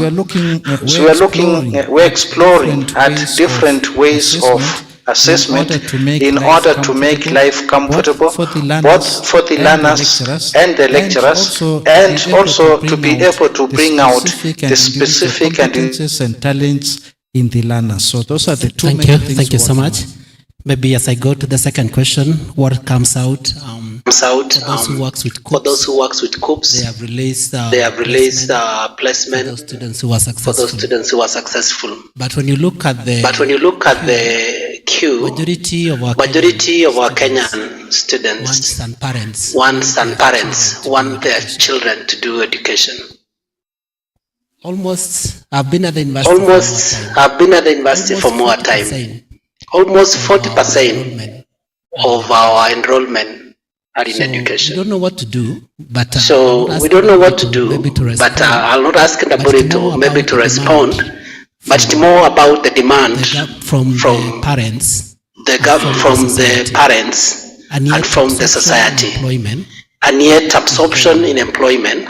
So that is something very that low. maybe we will discuss in So that another is forum. something that maybe The we second will question is discuss that, in another where forum. does the But the system second question is that where does the system need evidence most? Thank you so much, moderator. Thank you so much, moderator. Perspective, From the teacher's Service Commission perspective, from the Teacher Service Commission the place that we perspective, need evidence, the place that we need more. evidence. And this is what more. I'm calling partners, because And this is what I'm Teacher calling Service partners, Commission because is willing to Teacher Service Commission is willing and collaborate to partner with the different partners. and collaborate One, with to the make different sure partners. there is quality To make sure there is quality learning teacher, and there is quality actually learning, better classroom. and there is actually So which better areas classroom. are we really looking at? So which areas are we One really looking at? is we One need evidence is we need on evidence learner competency mastery. We need to begin understanding from a research point of view how our learners are performing on subject content. How are they performing on core competencies? How are they performing on values and PCIs? And how are they performing on the question of the core curricular areas? If we can get a partner giving us that evidence, that will help us to begin improving the teaching aspect and the instruction. The second one that we need evidence is teacher capacity. The teacher capacity. The quality of the teacher. One, on content mastery. I want to say the current biggest challenge we are facing is that we have teachers whom we have employed and they cannot deliver a lesson. And they have gone through the university for 4 years. So the question of what Prof is raising about having a big class is a serious one. There are teachers who are not able even to do practicals as required. I want to give you an example. We had a teacher who went and performed the preparation of ammonia in an open classroom with 50 girls. And the girls smelled ammonia, and for the next 5 hours they were being resuscitated by the hospital. And we followed, and he said he has never done a practical in chemistry on ammonia in the university. So there is a serious need to be checking how, what do we require evidence. The second one on that is pedagogical content knowledge. The pedagogy of teaching the content. Some of them just go and read the textbook. And we are not following any message. So you are wondering, where is the problem? Then the other one is financial literacy. We have serious issues on financial literacy that we do not have very concrete evidence that you can assist our teachers so that they are not always caught up with the audit issues that have come, which are very critical and are pertinent. And the question of leadership, supervision and monitoring. Then the other one that we require evidence on the data is the technology integration. We require evidence on digital literacy. We require evidence on digital skills for our teachers. We require evidence on what content is there for teaching and learning, and what kind of platforms are there that can assist in this area. And the final one that I want to talk about is the infrastructural gap. We need evidence on infrastructural gap. How do you think about the learning space and the learning environment? Those are among the few. Thank you. I know that you are seated close to the university, and most of the questions, the response directed to them. But I want to get a response from our panelists who are online. If they are ready. Dr. Kishui. Mr. Martin.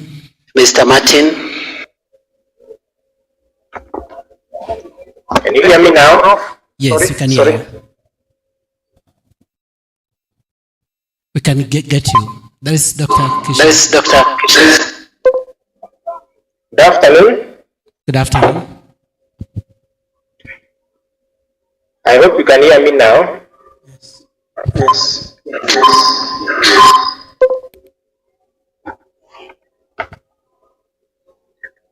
Okay, if you can hear me, my name is Gishuhin Dewa, Head of Directorate of Policy Partnerships and East Africa Community Affairs, State Department for Basic Education, Ministry of Education. And I want to go right into the first question on the top 2 reforms, which are priorities right now. To start with, the country is already in the reform mode because we have the competence-based education, which is our new system of education, which is currently at grade 10. So there is a lot of focus on making the system work and also getting evidence to see that this system is working. The system has brought in a paradigm shift.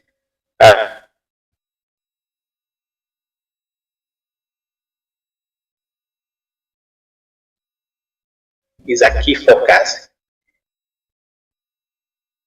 We are listening you.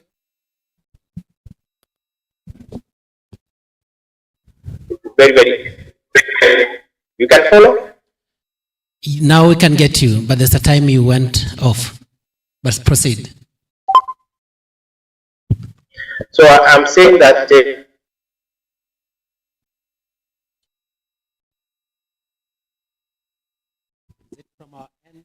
so life skills.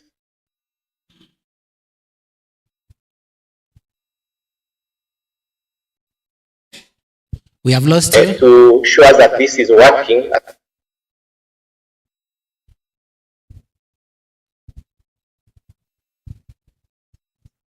Also, we have lost you.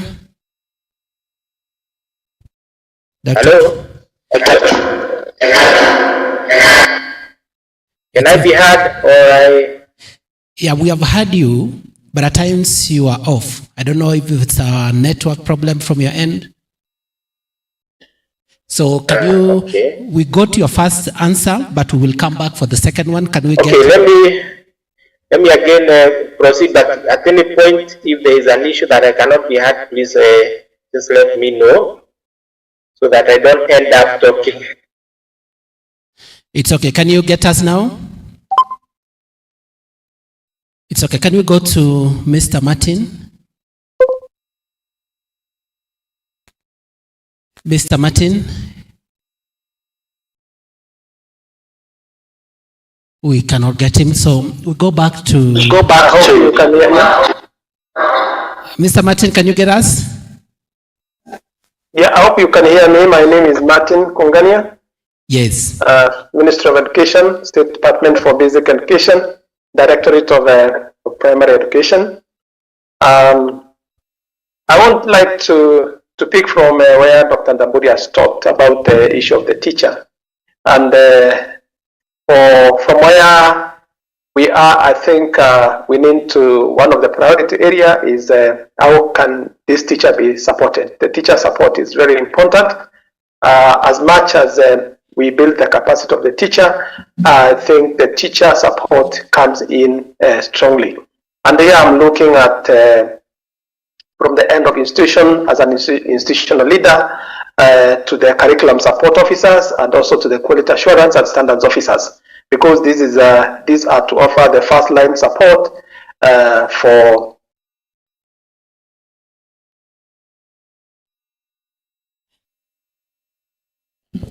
We've lost you again. So we go to Professor Moni Wekesa. And for you, the second question, what does the system need evidence most? Okay, thank you. In terms of evidence,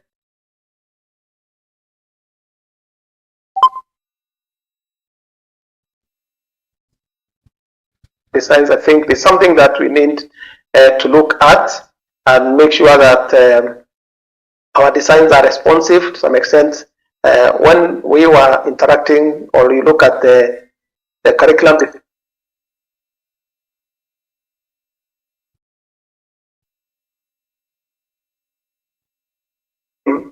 we also need to look at the teaching and learning materials that we have in our schools. That is an area that we need to interrogate further and have, so that we are able to assist the learners to learn from the materials that we have and the curriculum designs that we have in our schools. Thank you.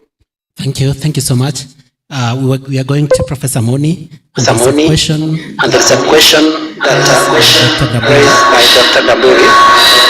That most of the teachers who graduate from universities cannot prepare a practical lesson. Does it mean that university you produce graduates which cannot do what powers you give them to do? What is your view? As you answer the other question?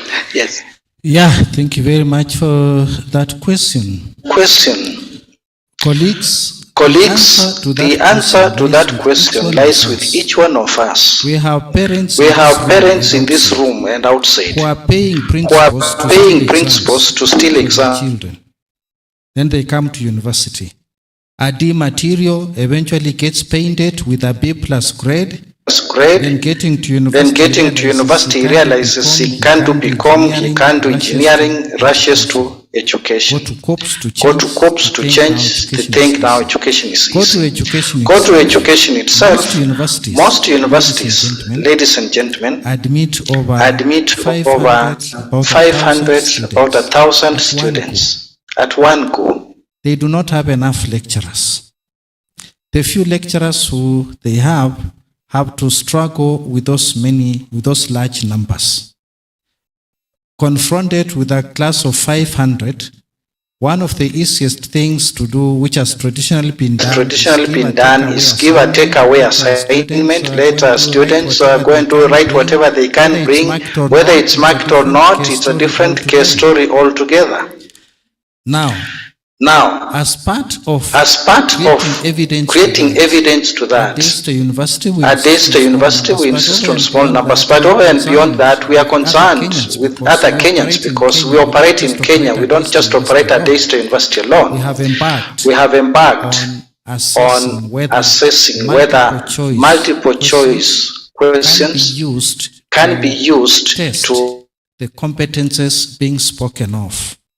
These multiple choice questions are aligned to what we call Bloom's taxonomy, which has a hierarchy of verbs, starting from testing the simplest to the highest orders of learning abilities.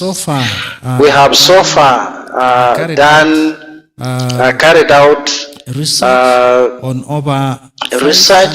on over 500 students in different examinations, and what is coming out is that yes, multiple choice questions can be used to test the acquisition of skills and competences, with exception of one that is required through the writing of a project or a thesis. Thank you so much. So we go to the third question for all of the panelist members.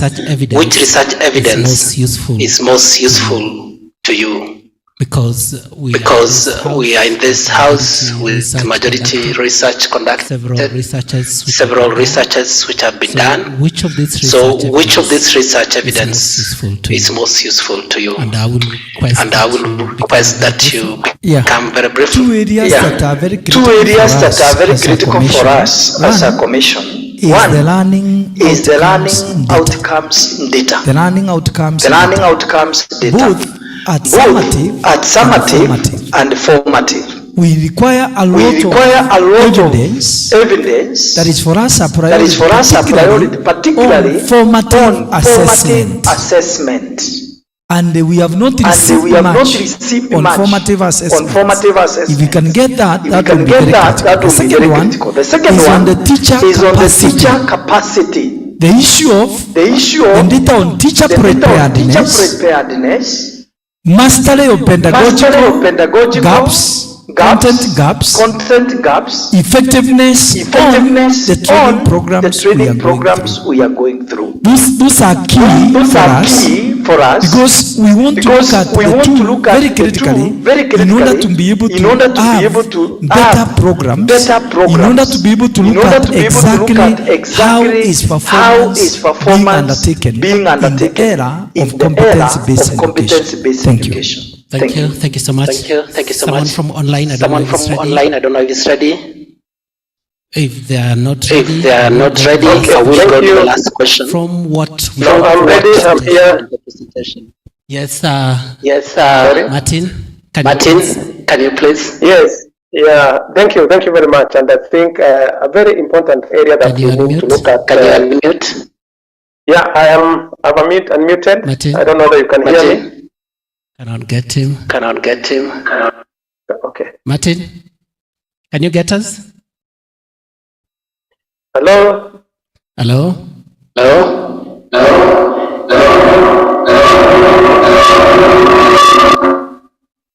Thanks so much. Thanks so much, Madam Moran.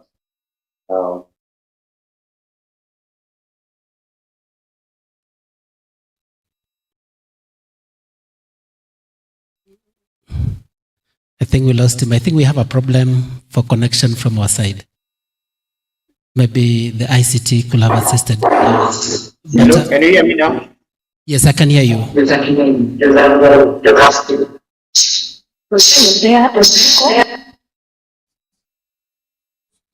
So maybe other members, can you mute online so that we can only have one person talking at a time?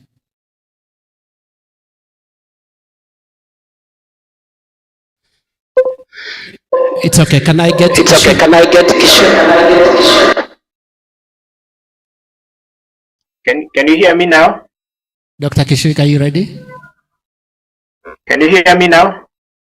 So I think maybe Dr. Kishori, we can hear you online, but I don't think they can hear you in the room. Yeah, they can hear us. We'll give them the last chance if they will be ready. My last question. My last question was from the presentation. We got in the morning. That much research is done. But very little of them. Seems to go for policy and decision making. So I don't know from where you sit. The members I have, Dr. Dr. Ndamburi, Professor Moni. Where do you think that research can support in decision making?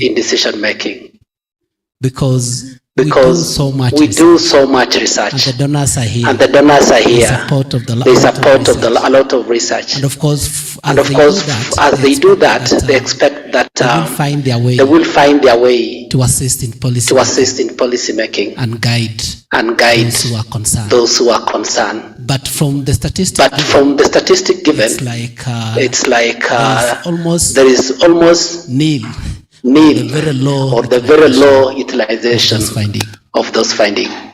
Yes, Dr. Ndamburi, and then you'll go to Professor.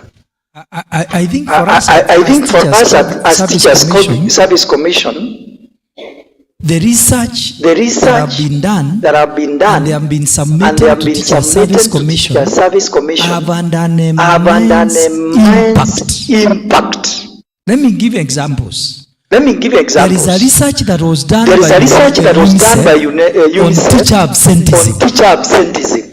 And when that research was done in 2018, 2017 and 2019, it indicated that we had 73% of our teachers absent from school. We digested and we came up using the recommendations of that research. We came up with the teacher performance appraisal and development for assessing every teacher presence in the school. And I can attest, and anybody can go and check today. After we introduced TPAT from those results, the absenteeism of the teachers has gone below 10%. That's one. The second one is on the researches that have been done on the teacher professional development program. after we received the researches, we looked at the recommendations, and we finally came up with the teacher professional development program based on those programs. Then the other one is the researches that have done on teacher deployment and distribution. We have used them to be able to look at how do we distribute the teachers in the country, even in the areas that are marginalized. And the last one is the one that has been done by the Kenya National Examination Council. And I beg all of you to go to the Kenya National Examination Council and get the assessments they have done on learning outcomes of the children, and particularly on the school-based teacher support. Those results have assisted the commission to be able to organize and improve the model of the school-based teacher support on mathematics, physics, chemistry, and English. And therefore, as Teacher Service Commission, this is what I want to tell partners who are here. When you do a research, don't keep it to yourself. Send it to the Teacher Service Commission CEO. There is a department that analyzes the recommendations, and we plug in the recommendations on the aspects that are there. The final one I want to say, Moderator, is that some of the researches we have done have actually assisted us in reviewing the teacher education policies that we are having. If you look at our number of the policies that we have done, they are based on some of the recommendations we have picked from the researches. So we are ready, and I'm telling all the partners here, if you do any research on teacher education matters, please bring them to us. Even UNESCO assisted us to come up with the teacher wellness policy, and they came up with the researches on how our teachers are performing on wellness. I can tell you that data and that information we received is what has helped us to set the teacher wellness program that we are having today. So for me, they are not kept. Thank you. Thank you so much, Professor. Yeah, thank you very much. Yeah, thank you very much. I sit in a place of research. As we speak now, we are having 94 students working on their research proposals. I have another 160 waiting to start doing research in education. It would be helpful if the TSC, the ministry, CUE could also come up and say, we have these problems we're experiencing. Can we have some research in this direction? Then that way there would be a kind of collaboration, so that the research or some of the research coming out of the universities is aimed at solving specific problems. We are ready for that. We are up to the task. Our students are struggling on finding a topic of research. But it's important that we also direct them to work on real questions around us. For example, the question of financing of university education.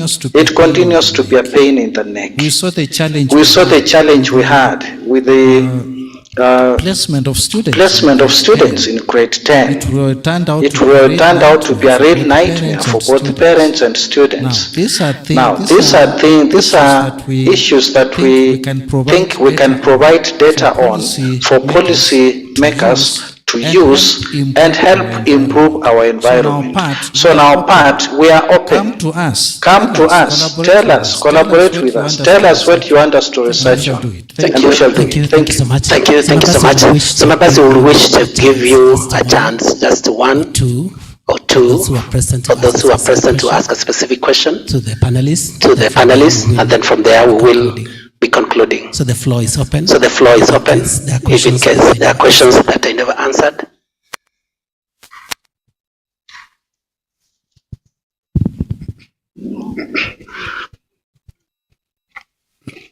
Mine is not a question per se, but a reflection on what the Professor Moniwekesa has just said about overproduction of teachers. And just want to emphasize that it's not a Kenyan problem, it's something that we see regularly in the region and even in the continent, where government or even self-sponsored students invest in their training, and then for 10 years they are not able to be absorbed by the teaching or the education system because of what we obviously know. There is a wage bill pressure, so there is a point beyond which governments are not able to absorb them.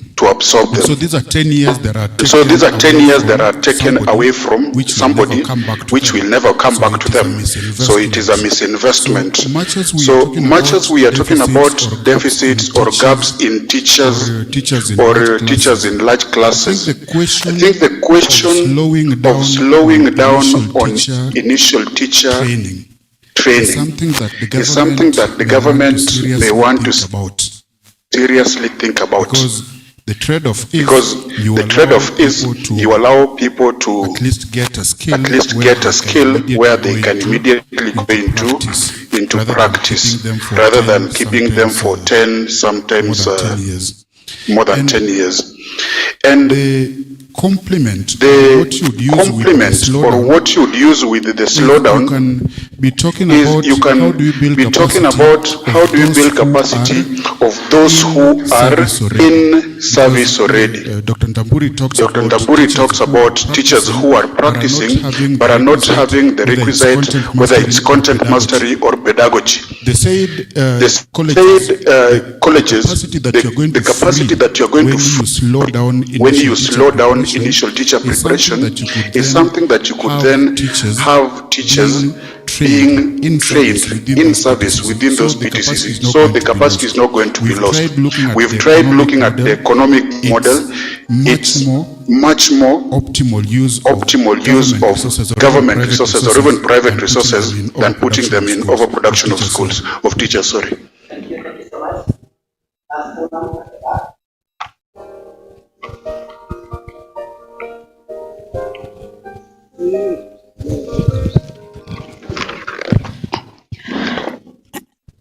My name is Anne Kasha. Director Education in the Directorate of Primary Education. I just want to emphasize what has already been mentioned. That the top priority in education, which cuts across all levels of education, is the successful rollout of CBE. Number two, ensuring inclusive, equitable access for all learners across all levels of education. Number three is how we are going to improve the learning outcomes. Number four, ICT integration into the school system. And number five is how we are going to achieve 100% transition rate. I also want to emphasize on the fact that in my view, yes, the data or the evidence of learning outcomes is very critical.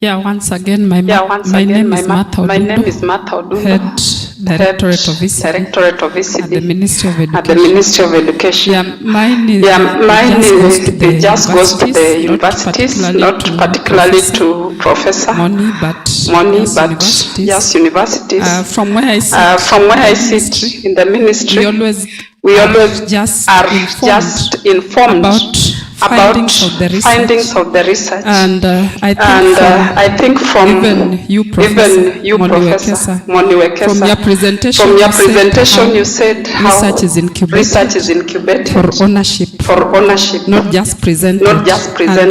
Particularly in ECD, there's that big challenge that universities will always, and many other players, not only universities, because we have a lot of players. They just call the director at the tail end that come for this dissemination, and then they tell you, now we want you to go and put it in the policy. For me, it is a big challenge. I don't know what you can advise about that. Thank you so much. Good question. And a concern. Members, because of the time I was given. Okay. There is somebody you want to read? So there's a comment online from one of the panelists that says research could support decision making on equity and inclusivity, especially on policy for gifted and talented learners. That's their contribution. Thank you so much for that. Thank you so much for that contribution from the online. We appreciate the members who are online. There is a contentious race, but I want to believe Professor Moni, when you give the remarks, the final remarks, he can still touch on that. So we'll start with Professor, then we'll finish with the Ndabugi. 1 minute. Just 1 minute concluding remarks. Can you please go? Yeah, thank you very much. Thank you very much. I think this meeting is a very good meeting that brings together various stakeholders to talk to each other. This is the way to go. So that even at a point of starting on a research project, again, there would be need for such a meeting so that people share what they want to research on. And then as they proceed on with the research, we can then have another meeting now, what Director for ECD is calling dissemination, so that then all along all the actors, all the players are involved. If we move that way, no research will be left hanging on a shelf. Thank you. Thank you so much. Go to Dr. Ndaburi. Please give me 2 minutes. Quickly. I am just begging. I want to talk about what our ICT guru from UNICEF has brought up. We wrote to all the universities, and we have told the universities that the following subjects have no teachers.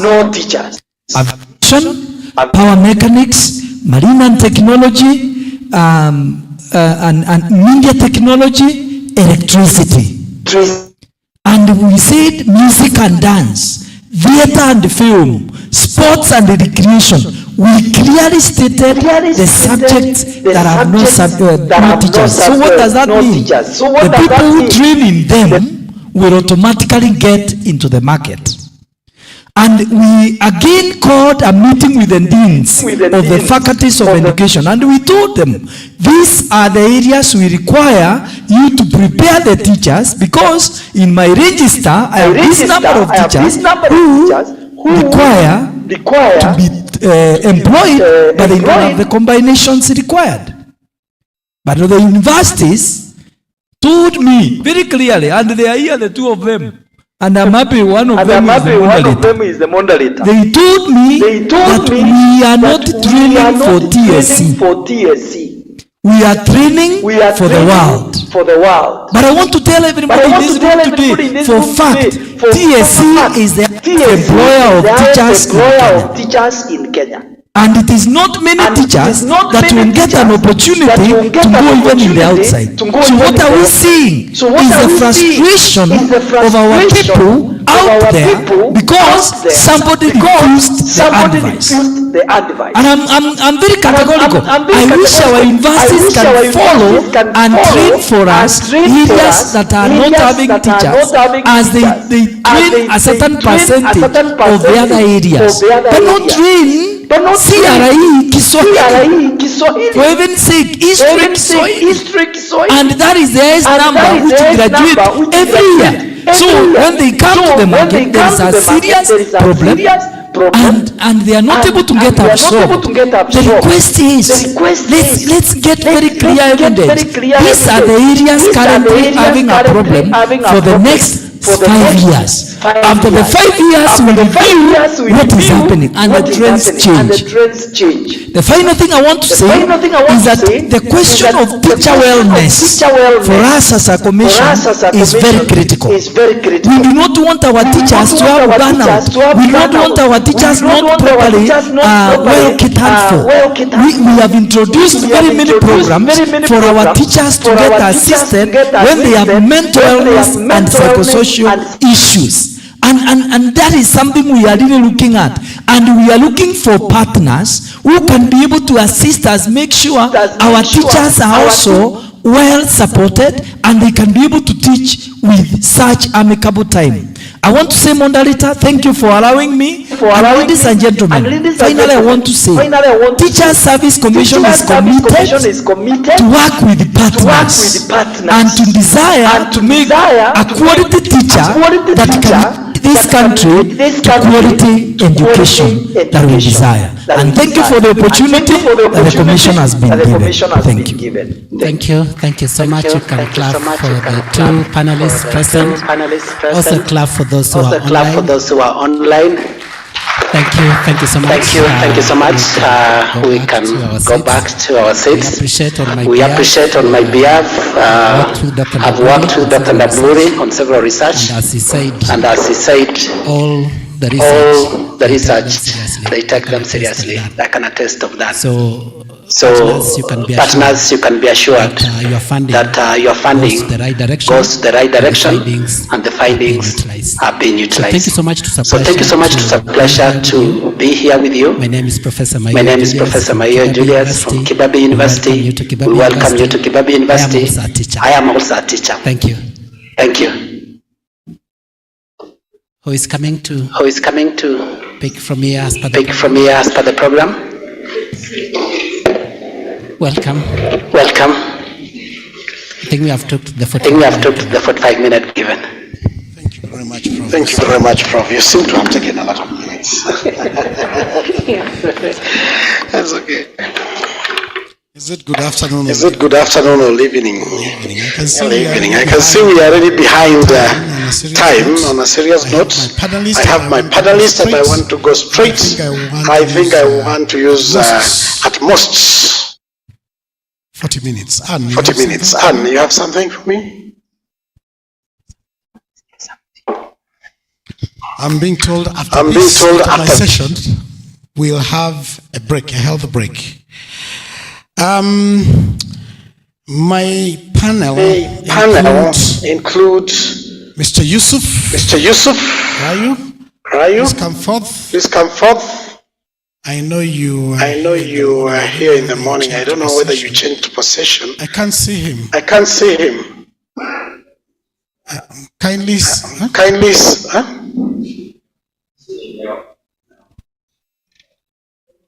Oh, that's my screen. Okay, thank you.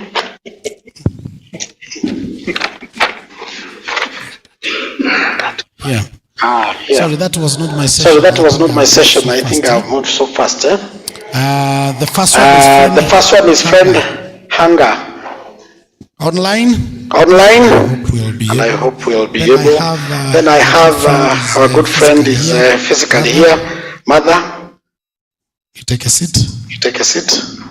Adunda. Then we have Dr. H. Abdullah, the Director of Research and Program Delivery.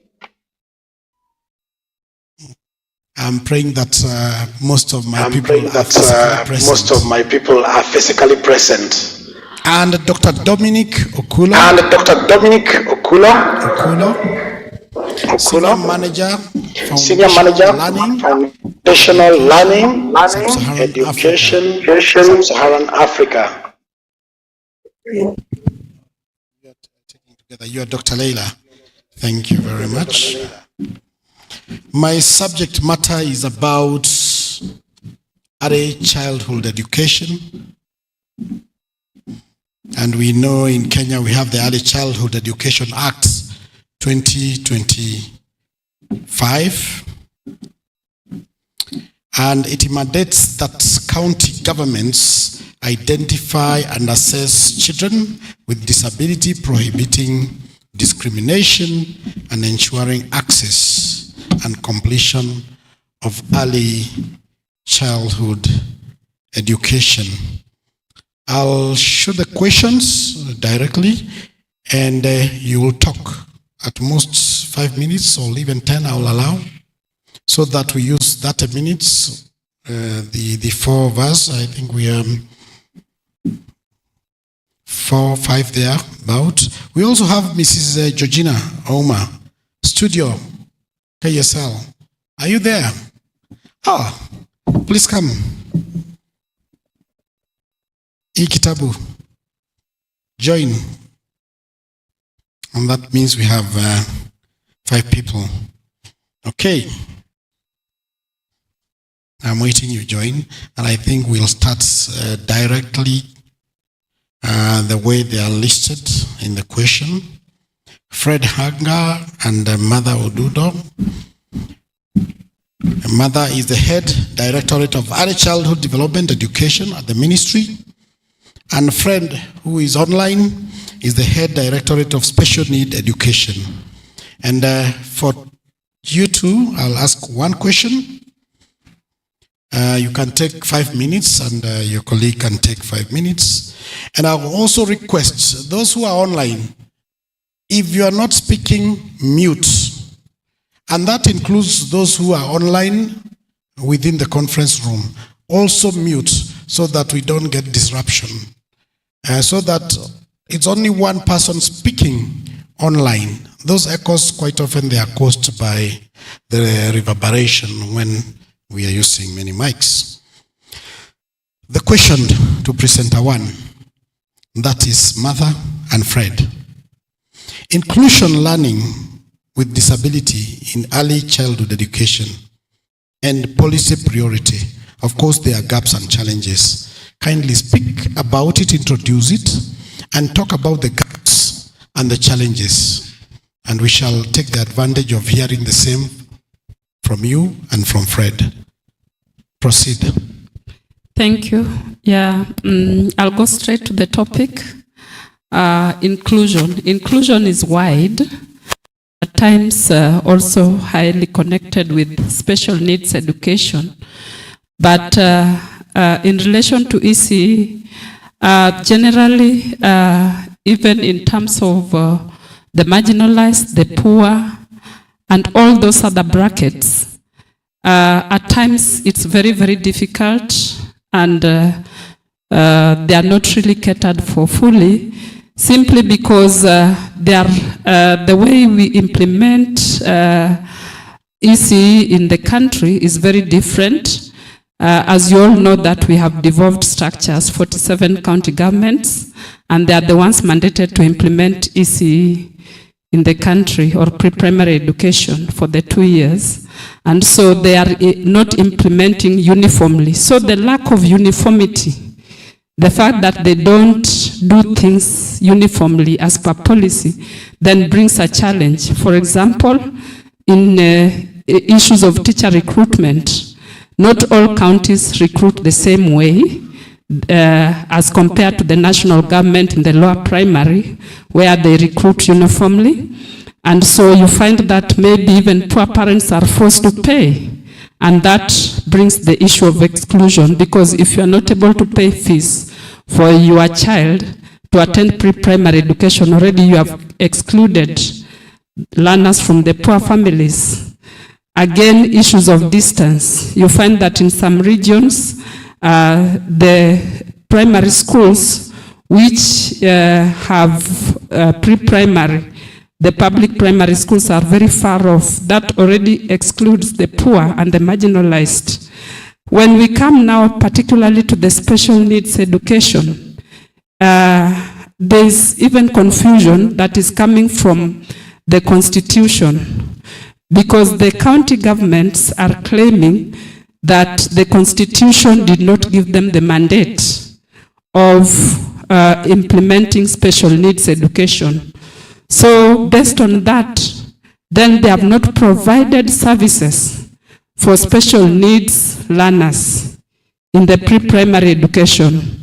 And if you go practically on the ground, then you find that these learners at this level, they are put in primary classrooms where you will find the primary learners, the pre-vocational learners, together with them in the same classrooms and relying on the teachers from the Teachers Service Commission. They say that they don't get any government subsidy or monies to cater for the special needs education, and so that function should be taken up by the national government. So you see that that is a constitutional conflict and gap because of the constitution that did not spell out clearly what should be done when it comes to SNE in pre-primary education. So pre-primary education, or ECE in Kenya, is really suffering, and that is one of the major areas that we really need to really focus. I know recently we've had a pre-primary education survey that was funded through KPIL. Martha Ikirapa knows about this, by the World Bank. And through that policy brief, these are some of the things that we have recently recommended to be addressed through the policy brief so that we can really know how SNE and inclusion in pre-primary education can be done. Thank you.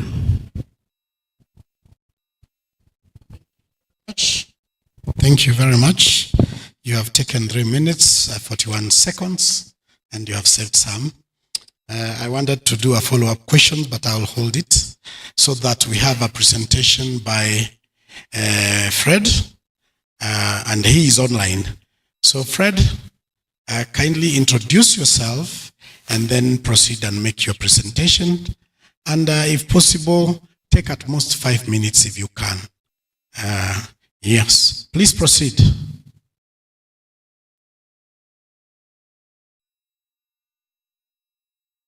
Fred, I know you can hear me, but you can't see me. Please proceed.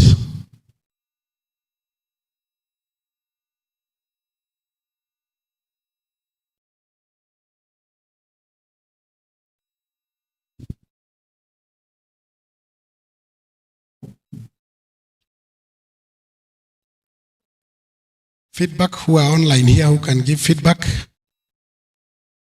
Is he talking? He's online.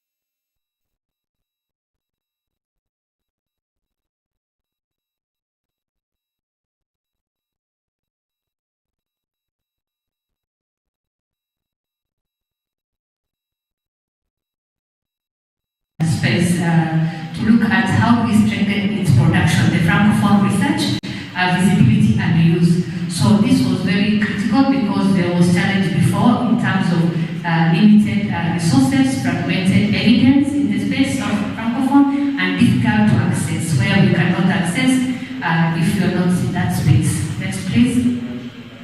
So through the project, we had a vision of looking at the sustainability of the French language research in education system, which was very important.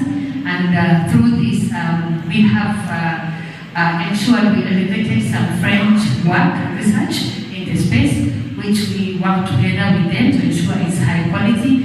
And we also enhance the robust network of Francophone education research and to ensure we collaborate regardless of the language barrier in Anglophone and Russophone. Next, please.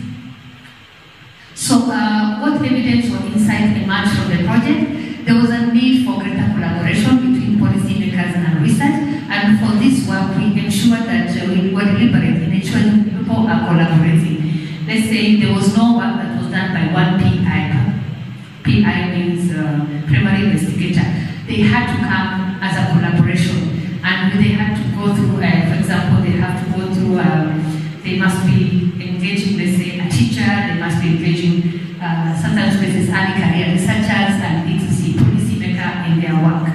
There was also greater need for grant-based on the volume of application. As I gave an example, we had 800 plus applications. The demand is there, but the resources are limited. So that is what we are asking for. Some research gap remain inadequately researched. For example, the issue of gender and disability. We talked about inclusion, which was also very key on this aspect.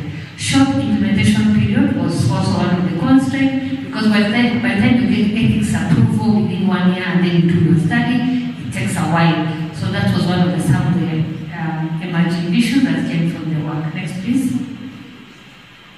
Interdisciplinary approaches were very noted. For example, ECD. We can't talk about ECD without the integration of some components like education, health, nutrition, and social protection. So we're very deliberate in ensuring that multi-sectoral was very key in this kind of collaboration. Flexible and trust-based funding enables innovation, and this was very key because we had to do a lot of due diligence in the work to ensure that this was quite successful.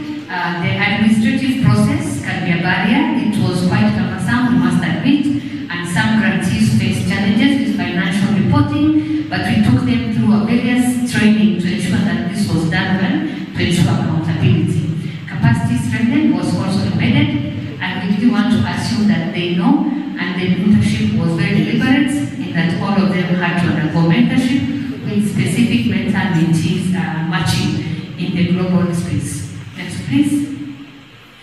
What key lesson can inform the future work? There was the importance of linking researchers, policymakers, and implementers in designing this research gap. This research gap, I must emphasize that it was seriously co-created, properly with various stakeholders in every country as noted in the list. The need to build the capacity of researchers was also very evident. For example, as simple as developing proposal, writing grants, financial recording, these were all knowledge that were input at the end of the work. Research environments in Africa were also often unpredictable. For example, strikes in the country, the schools were closed sometimes because of rain. Let's say a good example in Mozambique, there was serious flood, the schools were closed, so it affected data collection and all those. But we managed to maneuver all those challenges as it came, for example. Next, please. This should be the last one. So what decision has this evidence informed? So for example, foundational learning and even the ECD one, we worked with various policy decisions, members, to include those touching on language of instruction, use of technology. So basically, emerging topic of interest came about in this forum. Involvement of policymaker research and implementers in developing various research gaps was very evident, as I noted, through co-creation, strengthening the grant ecosystem. This was very clear in the work in supporting ECD and foundation learning research. We are also planning to go to Ghana sometime in June, and also the EDAM conference, Dakar, to ensure that all the grantees who are able to make it can come and communicate to their policy makers and ensure that their work is basically the buy-in is quite enhanced, because at the end of the day, who will use this product is the policy maker and other audience in this space. Thank you so much.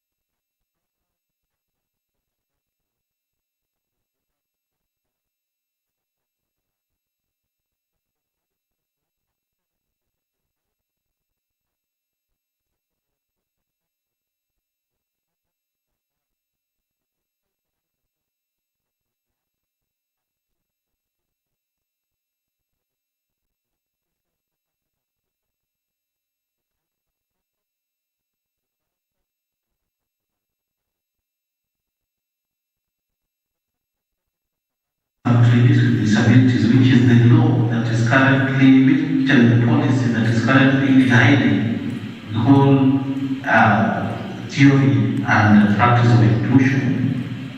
It is very clear on its definition of inclusion. It does not mean that all learners should be placed in regular schools. It means that a learner, regardless of his or her disability, should be placed in an institution where he or she is able to be supported. So you find that there are some parts of this country where schools are long distance away and learners with disabilities are not able to go to the nearest school. Some of those learners are best placed in boarding schools. But then there are also learners who are able to learn alongside their peers without disability. So that is what the policy says, which is sometimes not very clearly understood, but that is the expectation of the policy.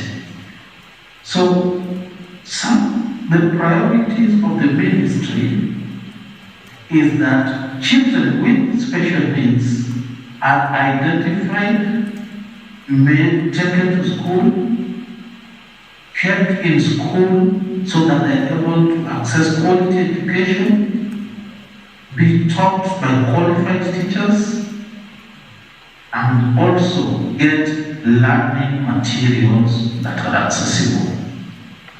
And so in terms of identification, we have the education assessment and resource centers, which usually identify and conduct functional assessment so that the proper planning and programming is informed by the assessment report. And the ministry has delegated this function to KISE, and in the projects that the ministry is implementing, especially the SECIP, the ministry is going to put up 10 regional assessment centers across the country. We are also continuing to provide in-service training for the teachers at KISE so that the teachers are able to support these learners. And through our institution like the Kenya Institute for the Blind, we are able to produce material that is accessible, both electronic and hard copy print, that these learners can use.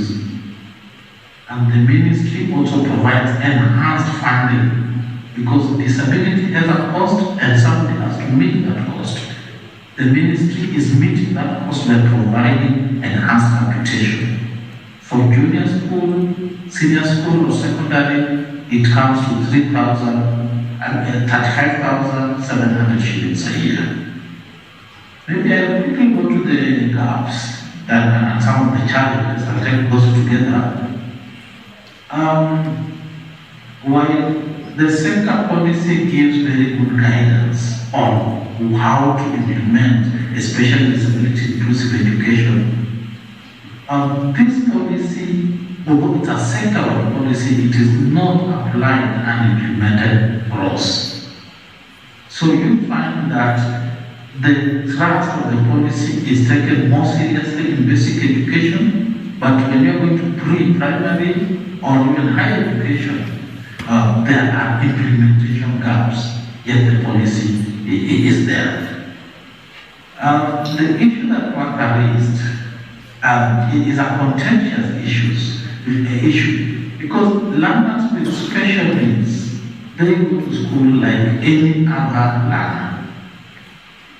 And the spirit of that guidance is not on the level but on these learners with special needs. So the expectation is that the current government should be able, in their own way, to support those learners who are in the pre-primary stage. But that, as we heard, it is not happening. So that is a bit of a gap that we have to contend with, especially at the EC level. So that comes to the challenge of equity financing. Like I already said, disability at a cost. And if we are having issues understanding the implementation and the thrust of that policy, then you find that there is no adequate provision of funding, even for teachers, or learning resources, or assistive devices. And that really compromises the quality of education that is provided at that. Thank you so much.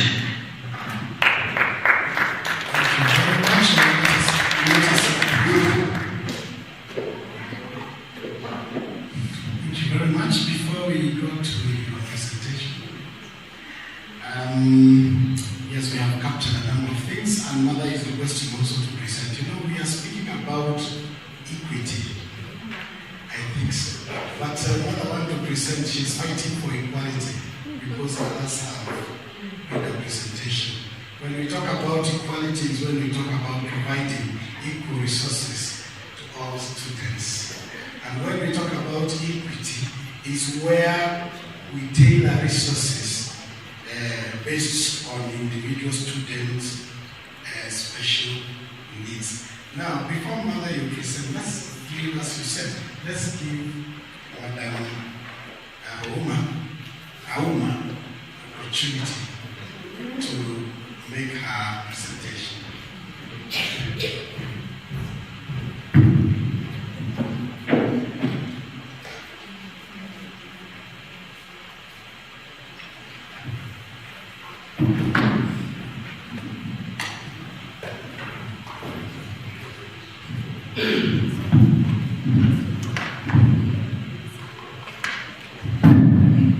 How much time do I have?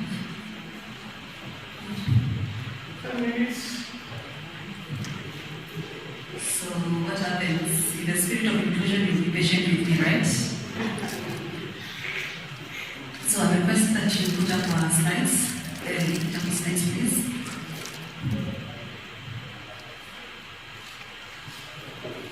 So thank you everyone. I'm really honored to be here today.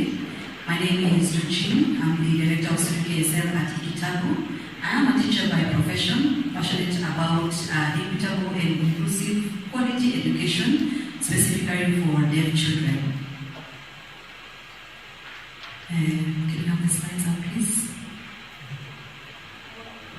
So our work is based on the UN Convention on the Right of Persons with Disability, Article 24, which mandates the government not only to provide deaf children with opportunity to learn sign language, but also emphasize on their education that is provided to them in the most accessible language to them. What do you think that language is?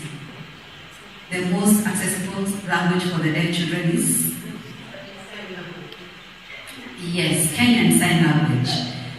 That, ladies and gentlemen, is why we are scaling inclusive learning with deaf children. But what are we scaling? I'll explain that in a few minutes.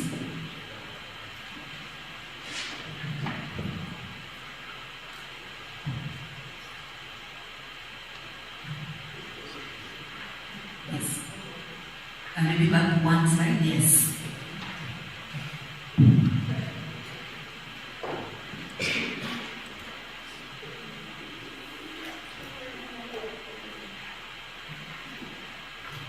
I was told to mute. What was Georgine signing? Who understood what Georgine was signing? Anyone? Someone? No one? So imagine a world or a world without language. So mention that a bit. That is a reality.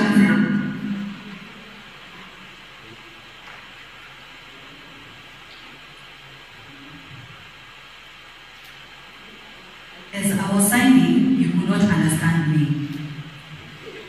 And that is the same experience that deaf children face. Imagine your world without language. And that is the reality of 34 million deaf children in the world, and only 2% of them access education in sign language. And that means 98% of the deaf children cannot access learning when they get to school. Language is a basis of human interaction, right? Without language, can we interact? I don't think so. Language is the window to the soul. Without language, we cannot connect. 95% of deaf children have their first exposure to language or sign language when they start school. But teaching and learning materials are not accessible to them. The teachers are not fluent enough in sign language to effectively support them in their literacy journey. Our innovation is closing this gap. One, by creating a sign language-rich environment based on 5 pillars which are on the screen. The first one is that we have employed a deaf teacher who is fluent in sign language to become a role model, to facilitate language acquisition, and also to support peer learning for the other teachers. Number 2, we provide accessible teaching and learning materials. Basically, basically, we are using the power of storytelling to teach language for deaf children. When they watch the stories, they are able to build on their language and vocabulary as they enjoy the stories. Number 3, we empower teachers with skills for bilingual teaching methods using universal design for learning. Number 4, we assess to measure the impact, and also we engage parents and the community for learning to continue beyond school. So our project is being implemented in 3 countries, that's Kenya, Rwanda, and Malawi, through a consortium which is led by Ikitabu and other partners. We have Busara for Behavioral and Economics, we have Kentalis International Foundation, we have Open Development Education, and the 4 of them bring experience on different areas including evaluation, language and teaching deaf learners, and implementation of research. We are also working with organizations of persons with disability in the spirit of nothing for us without us. We are working with organizations for persons with disabilities. Our target group is deaf learners in the ECD level, that's lower primary, their teachers, their parents, and also other educational stakeholders. Next, please. Some of the key achievements from our project are based from our research questions. Number 1, we collect knowledge and evidence on how to scale sign language-rich environments in education. To achieve this, we have published 3 policy briefs. For Kenya, this is based on equity and inclusion for deaf children in the classroom. This is because we cannot achieve sign language-rich environment if deaf teachers are not included in the system. And also, through our 3rd research question, mobilizing knowledge and evidence which can inform, advocate, and improve language of instruction as policy. We have a fully functional evidence library which has over 200 resources. The evidence library collects original research in the area of deaf education and sign language from government, from other researchers, and also public. So you're welcome to visit the evidence library at evidencelibrary.ikitabu.com. Next slide. So these are our scaling numbers from the time we started implementing the project. The sign language-rich environment, we started in 2023. As you can see, we have scaled from 5 teachers to 25 teachers. We have reached over 5,300 learners. We have trained over 200 teachers. We have also assessed approximately 1,420 learners. We have distributed over 100 accessible teaching and learning materials. And we have organized 5 parents awareness workshops. Currently, we are documenting factors which facilitate or impede scaling. For example, what does it mean to scale from 5 teachers to 25 teachers? What is the impact of providing continuous professional development for teachers? What happens when we get the results, and what do we do with those results from the learning outcomes? What happens when parents take care of their children and fully empower them? So we are continuing to document that. Next slide. As we continue to document our lessons and best practices, based on assessment results from last year, we have evidence that sign language-rich learning environment is actually working. And how is this happening? We have reported 88% improved learning gains.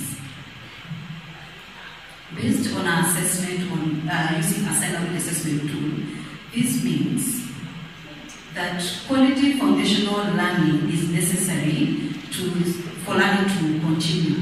But how do we achieve this? By creating a sign language-rich environment for these deaf learners. Number 2, teachers have reported improved classroom engagement because their children are exposed to teaching and learning materials which are accessible to them. So, if, for example,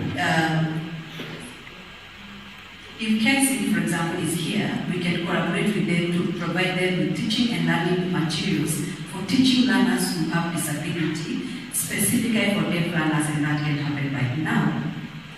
Number 3, through our case studies, we have observed that deaf teachers are truly the key for creating a sign language rich environment. 1, they are a great resource for the school. They change the entire school and the school community. For example, when a teacher is teaching and they are stuck on a particular topic, how do they explain that? They are always calling on the deaf teacher to come and support them to explain it in sign language. If I'm teaching a new topic and I don't know specific signs, I'm able to ask a deaf teacher in the school. Having a deaf teacher in the school forces the entire school community to also sign. When every person is signing, deaf children are also learning. They are acquiring language and also building on their communication skills, and also teachers improve on their signing skills. Through training of teachers, we are providing continuous coaching and mentorship. We have seen that creating a safe space where the teachers can share their knowledge, share their experience and challenges, and also finding solutions to support their teaching. And finally, our cost-effective analysis favors the government people, and this is how it works. As we scale, we have seen the cost of learning aids or learning outcomes improves. As it improves, the cost goes down. Are we together? The more we scale, the cheaper it becomes. What does that mean? Our innovation is possible and can be distributed to the entire country in terms of hospitals for the deaf. Not only in Kenya, but also in Rwanda and Malawi, and even the whole of Africa. Tuko pamoja?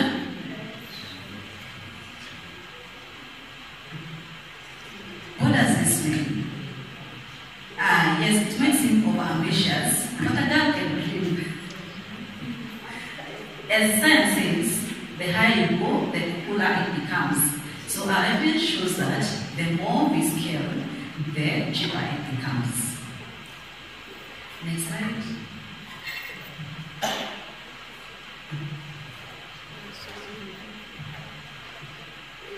The evidence that we have collected so far can inform system change in 3 levels. I hope we have county government members here, but I'm happy to have Madam Martha here because we can connect on how we can support the county governments to achieve or to realize this initiative. For county governments, I would say again and again, as a deaf teacher, the deaf teacher is a center and is a key to creating a sustainable sign language rich environment. This is because when a deaf teacher is in class or out of class, whether they are gossiping or telling stories, whatever they are doing, they'll always be signing. When children see a person who is always signing to them, they're learning and their language is improving, their skills are improving, their foundational literacy also improves as well. Number 2, we have shifted to CBE, but we are still using language of instruction policy, which was documented in 1976, if I'm not wrong. The policy says that mother tongue is a language of instruction in areas of education. Is that right? But now, we are in 2026. The Constitution recognizes Kenyan Sign Language as one of the languages. So we need a robust language of instruction policy, which also recognizes Kenyan Sign Language as a language of instruction in the early years to support foundational literacy skills for their children to be able to progress academically. Number 3, we need to recruit KSL proficient teachers. As TSC was talking, I had a question, but I was too late to ask it. One thing we have observed is that when teachers are being recruited, you focus on their papers. Have they been trained? Oh yes. They have a certificate in special needs? super, you're employed, go to a school of the deaf. But maybe this teacher has studied how to support learners who have intellectual disability, physical disability, and they do not have any skills that match supporting deaf learners. And also, we have a situation where a teacher graduated 20 years ago. They were sent to a regular school, so they lost all their sign language skills. But when an opportunity comes up, they are selected first because of their 20 years of experience and placed in a school to teach their learners. So when they get into a class, they start learning the language from the learners. So who is teaching the other? We need to employ KSL proficient teachers to teach deaf learners. We know the issue of deaf learners starts with lack of access to language, lack of confidence, lack of a good foundation, which affects their academics going forward. So we've been working with the county governments. We're working with the Department of Special Needs. We also have a research advisory committee. We also collaborate with KISE to support the teacher training and capacity building, and not forgetting the organizations of persons with disabilities. So those are the two that we work with, that is KNAT and Fedwell.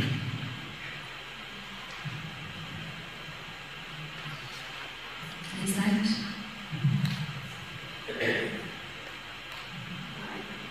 So my message for system uptake, we have around 767 schools for the deaf or serving deaf learners. We have a gap of about 1,000 deaf teachers to support in creating a sustainable and sign language-rich environment in areas. Kazi ni kwenu TSC and also Madam Mother in ECD, because they are deaf teachers who are in early education. And most of the time we find a situation where deaf teachers are sent to teach upper classes. So when they're preparing the learners for aiming for their final exams, but remember, these learners are already weak from the foundational level. Number two, we need to prioritize accessible teaching and learning materials. If you go to a school of a deaf and see how deaf children behave when they are using accessible teaching and learning materials, you will understand why we actually need them. Most of the time, when we distribute new content or new materials, the first, that the country first, prioritizes regular schools. We wait for another year or 2 years because adaptation needs to happen, but that should not be the case.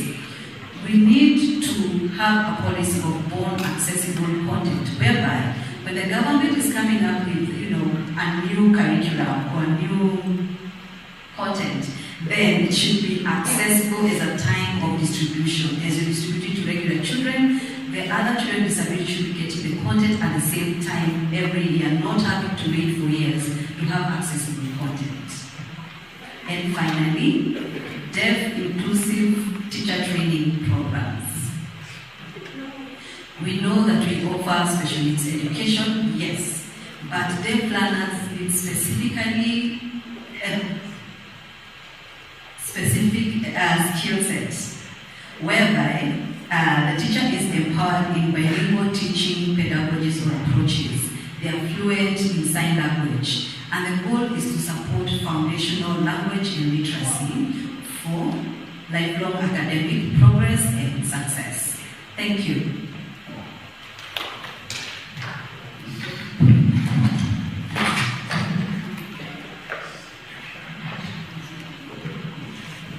Thank you very much. I'm happy that she presented before you, Mother, because there are many questions here that you need to answer through your presentation, Mother. And of course, Dr. Ruben, I know you are so passionate about teachers all the time, but I have never seen you covering this field. I know, and I'm sure colleagues here, you are jotting your questions, and I think we needed more than 2 hours on this session. It's a special session. So, Mother, you have the floor. Come here.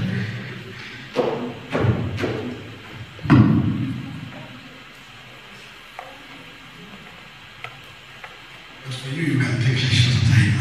I thought we needed 2 hours for this session. And everywhere. Yeah, sorry, we were a bit confused at the beginning, so it started like a panel, but we realized it's a presentation.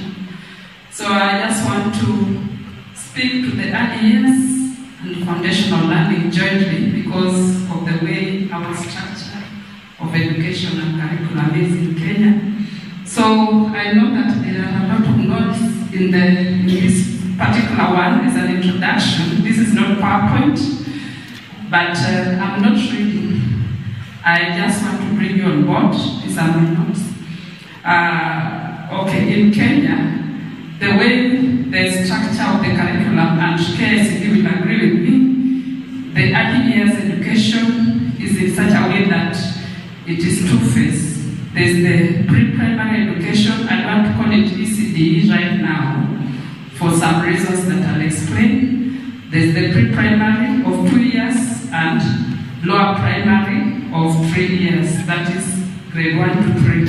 So that makes the early years education according to the structure of the basic education curriculum framework.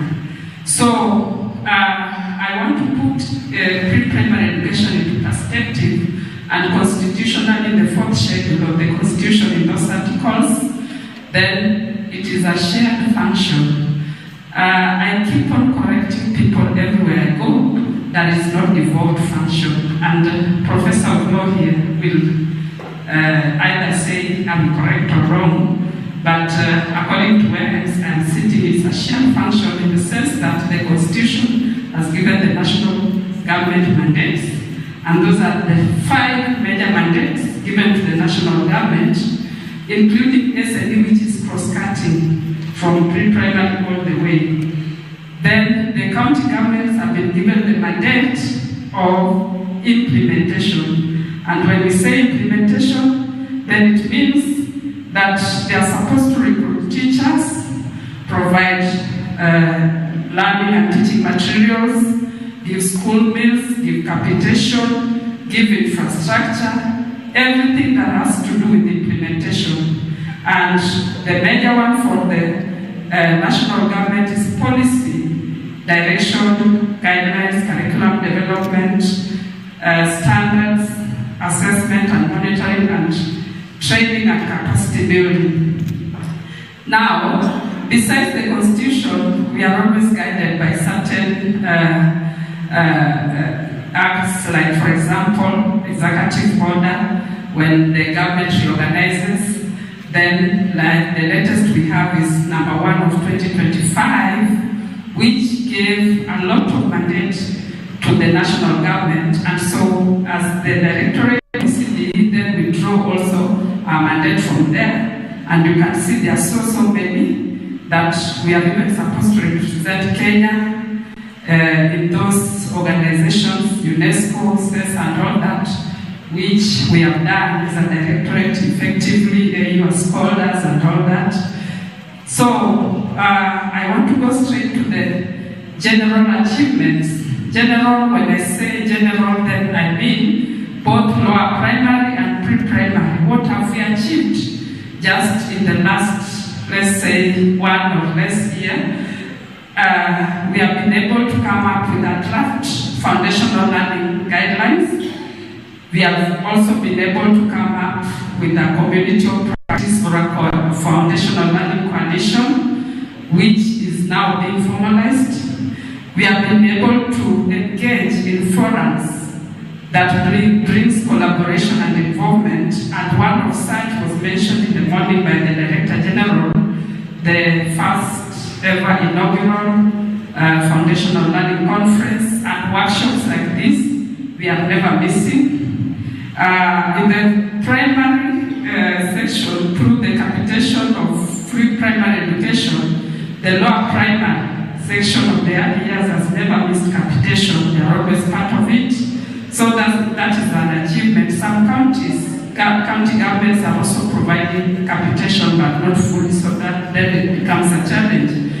You know very recently that the government has made it a policy to provide textbooks in in schools, and learning materials, capacity building programs, which is very, very much designed by the TSC, which has now been dubbed retooling programs, is very, very formalized at the national government. And we also have targeted interventions, like what I mentioned, for the pre-primary survey to just inform on the education in that sector. Then we have also recently strengthened governance for early years education and foundational learning. And the pre-primary or ECD area, we have been able to come up with the governance structures like the National Early Childhood Education Committee, NESEC, and all that. We have strengthened them of late. The education forums being formed by the Cabinet Secretary. So that is just as an introduction. I need somebody to help me. No, I think I've helped myself already. I want to present this as one of our major achievements. It's okay. Yeah. As one of our major achievements, I want to briefly bring everyone on board with the draft National Foundational Learning Guidelines, or it's already doing slideshow. Sorry, remove the timing. Yeah, so I said that in the past 1 year or less, we have had a rigorous program of working on the foundational learning guidelines, and many other initiatives like forming coalition for Kenya and all that. And I'm happy that the directorates concerned, that is ECDE, Directorate and Primary Directorate, we have been able to work very hard to work on this. So I just want to just share with you in brief what we have in the foundational learning guidelines. And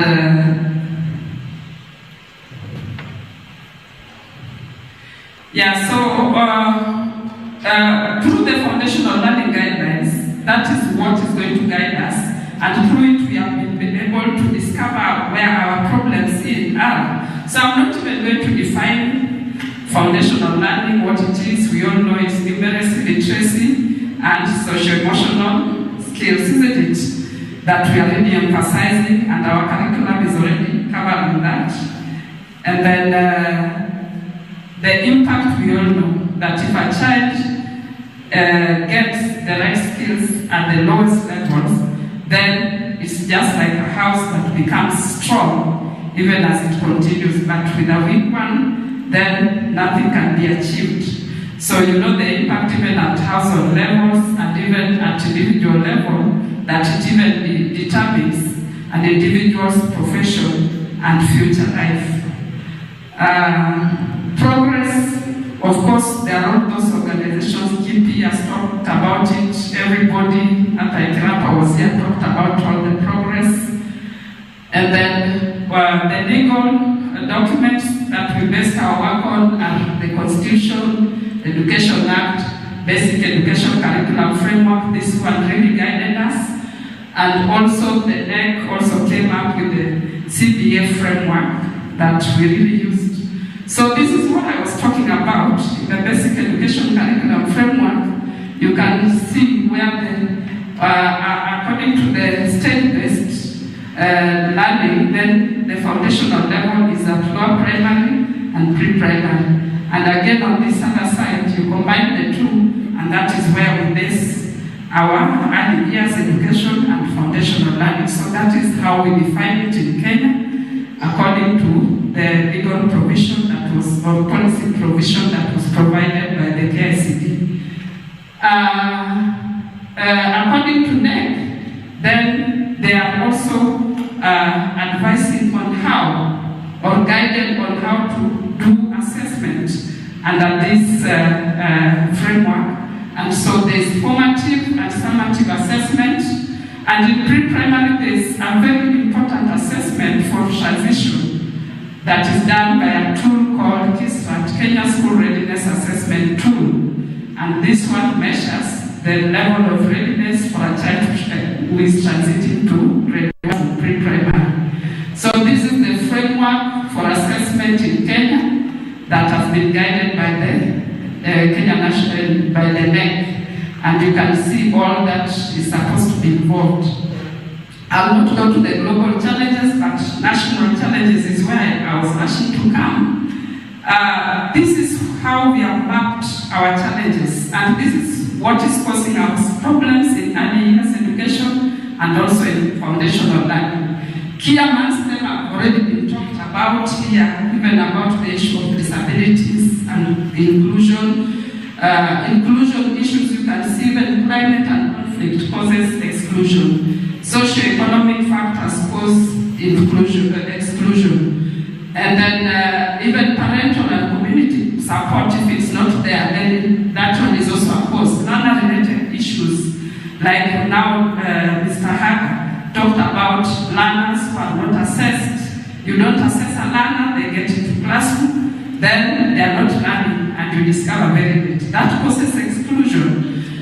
So, and others, which are very key, and the professor, when he was making keynote, he talked about it, coordinating delivery of foundational learning. How many players are having interventions in Kenya on foundational learning? Very many. We don't even have a record at the Ministry of Education. The issue of middle tier, we have our middle tier here, the field officers.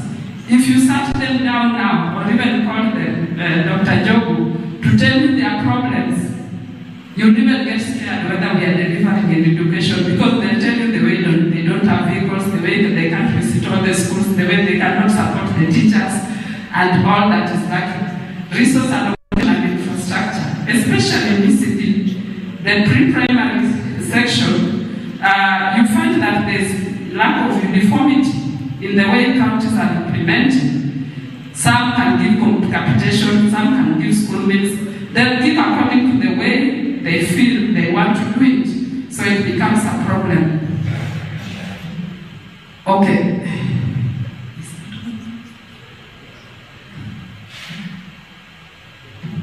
Okay, so we're talking about those challenges. Go back to the challenge.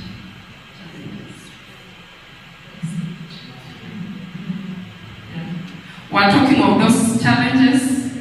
The issue of data, I think, cannot be overemphasized. These days we talk of two types of data. Data that just counts numbers, and the DG in the morning, the Director General said that now we are going beyond the numbers, we are going to the assessment. But even, like in pre-primary, in ECD, I don't even have those numbers so that I can move to assessment, data that can inform assessment.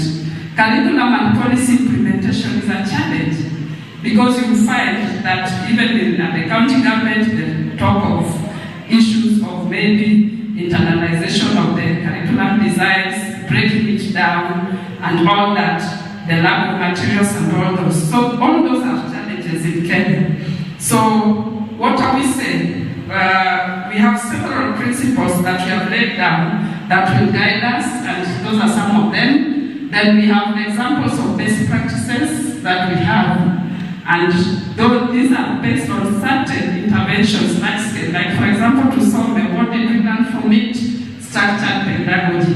In other interventions, we have learned that play-based learning is also enforces foundational learning. Catch-up programs like the TAG interventions, the community engagement, mother tongue, she has talked about it, should be a policy. When we are teaching a child in a language that they don't understand, then what are you doing? You are speaking to yourself. So these are some of the best practices that we have. So which are our key priority areas? Then I want to go back to the other Word document, because our key priority areas then is that we are saying that we should have more funding, and not just more funding, intentional budget for foundational learning. Leave alone the way we talk of FPE, free secondary and all that. No, intentional provision of resources and budgeting for foundational learning, which is ring-fenced. Because, for for example, if you are asked right now, how much are we putting in ECE the way other people call it on pre-primary? We cannot account for that, isn't it? And you find that some counties may be putting 1% of the total budget. So we want to know the percentage. If education, Martha Kirapa told us we are at almost 28% of the education budget. Yeah? The education budget is about 27% of the national. Then out of that 27% of the national, how much are we putting on foundational learning? That is what should count. So those are some of the things that we want to discuss. And so I've talked of achievements that we have done generally. So the priority areas that I want to talk, I don't want to emphasize on so many challenges. Pre-primary has a whole world of challenges. Duplication, they are fragmented, you know, all those.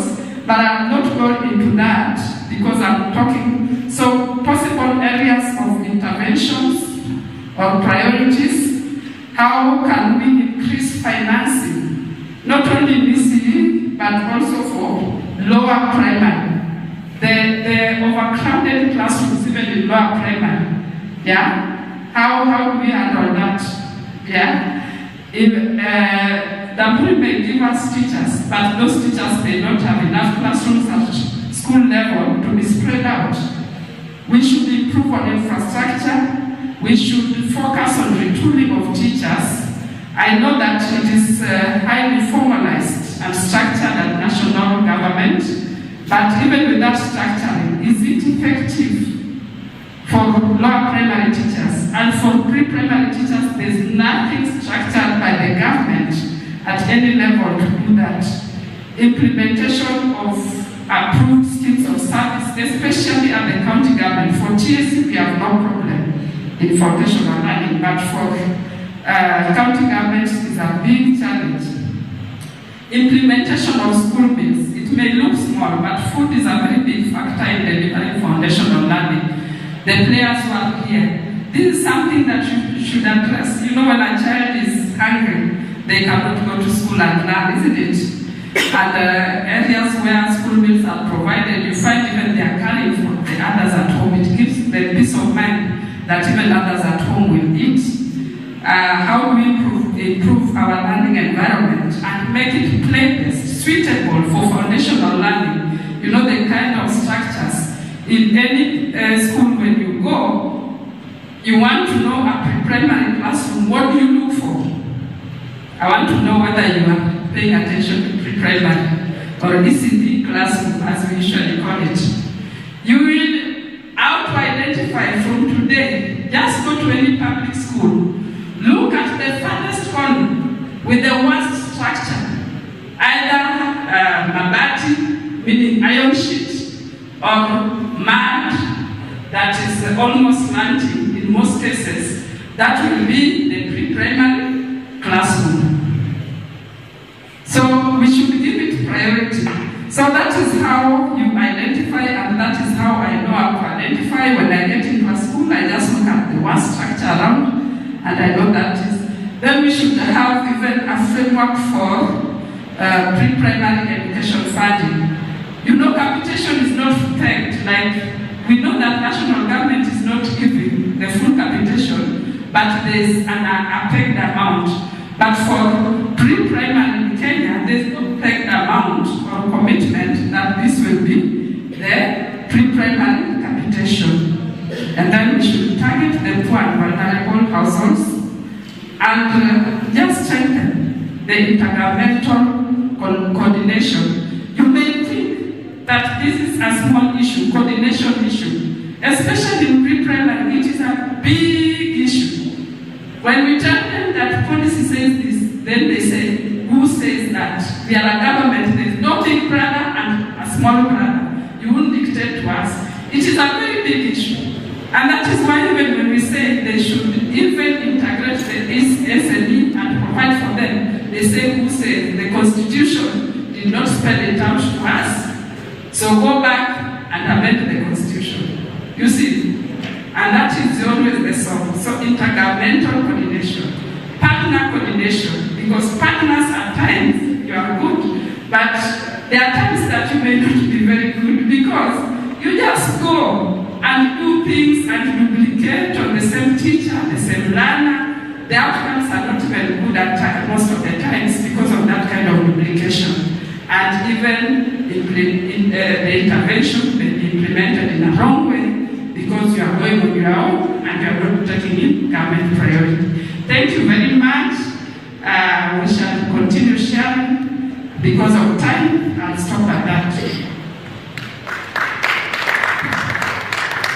Let's continue appreciating really for all the presenters. This is a powerful. I think we needed more than 2 hours. We have already consumed 1 hour plus. But you realize that there are huge gaps here. And I would think I'll add another to one time together with our partners to organize a workshop just for the early childhood education. We try to see and fill these gaps. So rather we are expecting you to invite us for a serious discussion, a serious presentation, because today we have quite many topics to cover. Now, should I ask questions so that maybe 3 questions if you agree? I can see a prof has a question, only 3. And I can see another question there. Who will I take the mic? Somebody to assist me. And I want to believe that the colleague, Fred, will be able to get. And you may specify the question so that it's directed to a given presenter. We start with Prof. Yeah, thank you very much. The presenters have done a splendid job. I want to start with a comment and mention that at Daystar we are starting to teach Kenya Sign Language in September this year. We are starting to teach the Kikuyu language this year in September. If there are any non-Kikuyu speaking people in the house to feel jealous about that, please write books and materials that we can use to teach.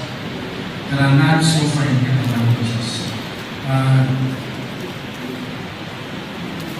And I think I have learned a lot about the demand for teachers, so when we start registering in September, I'll also be able to tell them that there's a demand for 1,000 teachers for deaf schools. Chair, I have been pricked by what has been said about the conflict in the Constitution. Allow me to say that Article 54 of the Constitution says a person with disability is entitled to Paragraph B, to access educational institutions and facilities for persons with disabilities that are integrated into society to the extent compatible with the interests of the person. That is a very loaded statement from the Constitution. Then now, looking at the Persons with Disabilities Act 2025, Section 4 lays out the obligations of the national government, that the policy formulation. Section 5 spells out obligations of the county government, and that subsection 1, paragraph A, it says the county governments have an obligation to implement national policies. That is also very, very important. But then at C, paragraph C specifically, to ensure access to free and compulsory pre-primary education and other social amenities to every child with a disability.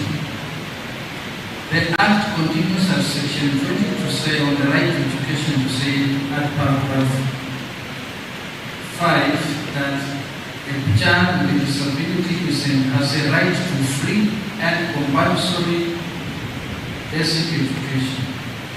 Now, at paragraph 6, it is then more specific.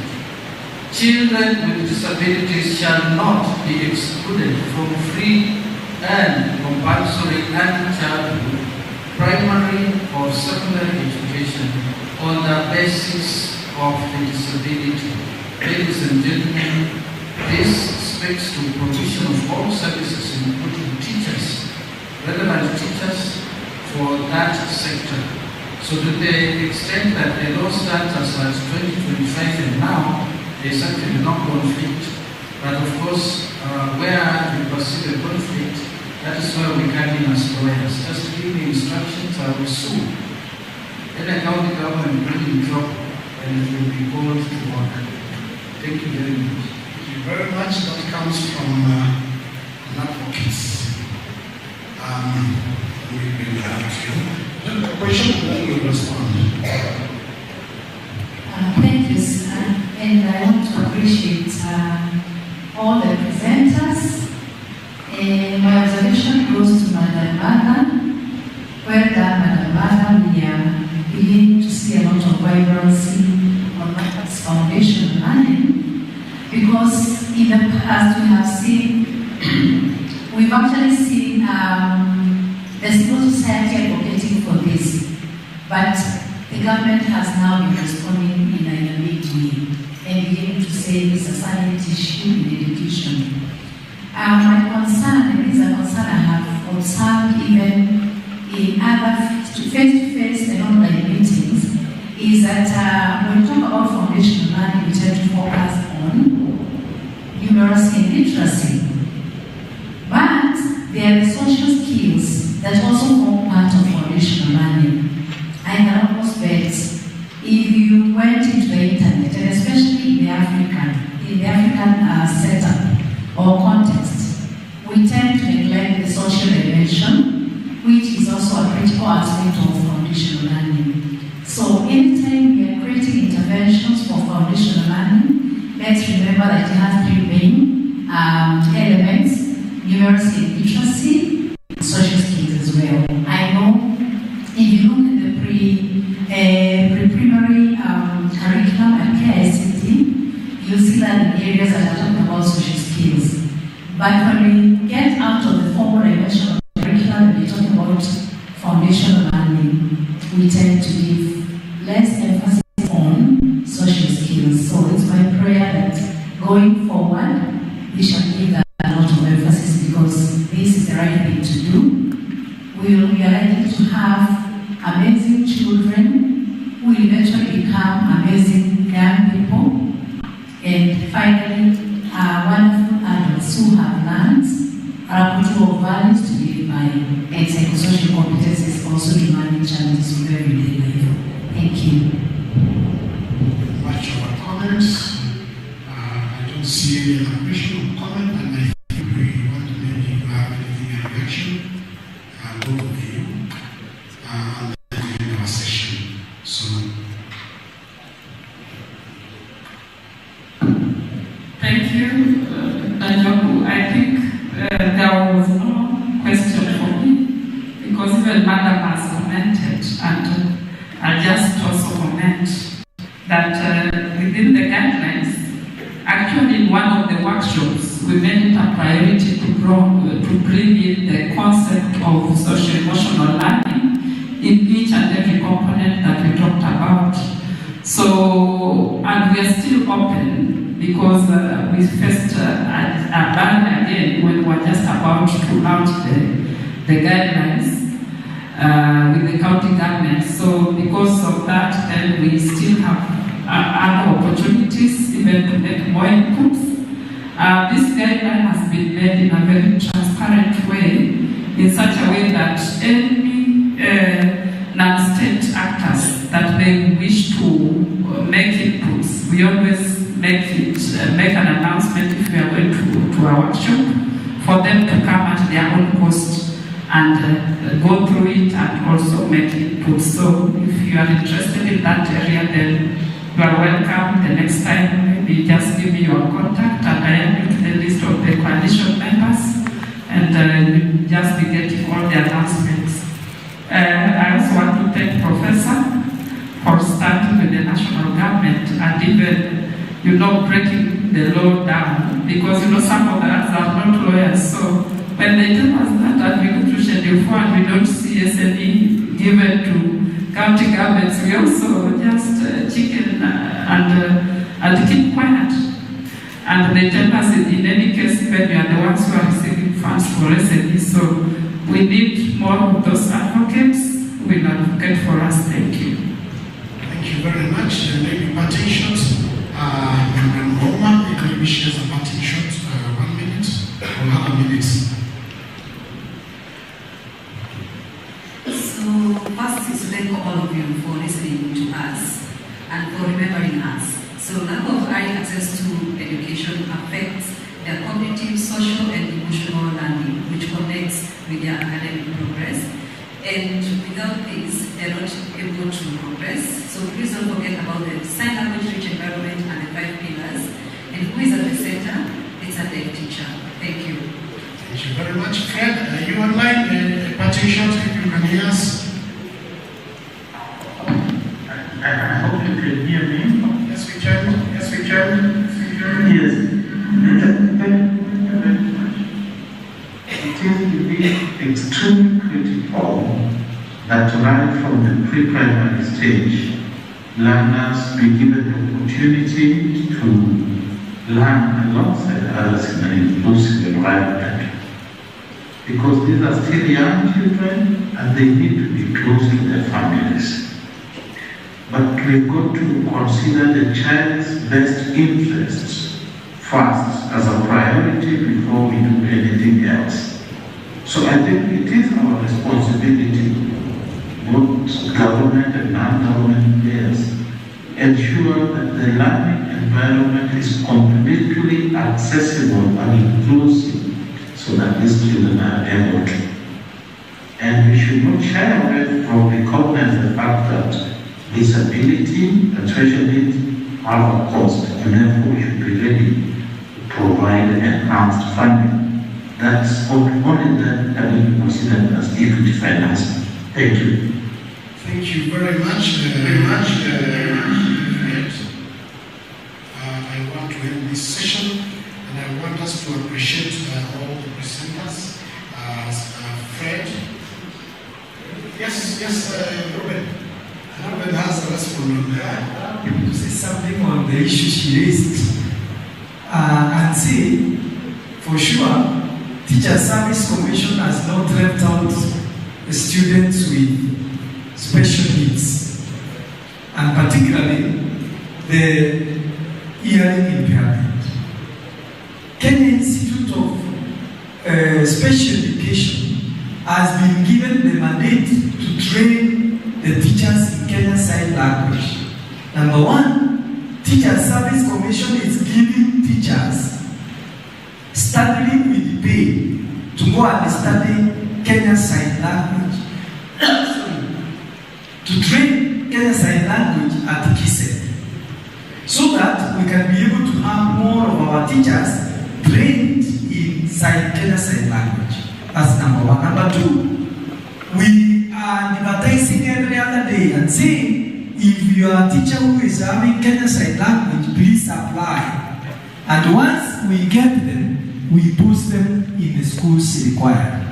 And therefore, we will be willing to partner and get more of the aspects that you have raised here, so that you can make the Kenyan Sign Language issues very critical.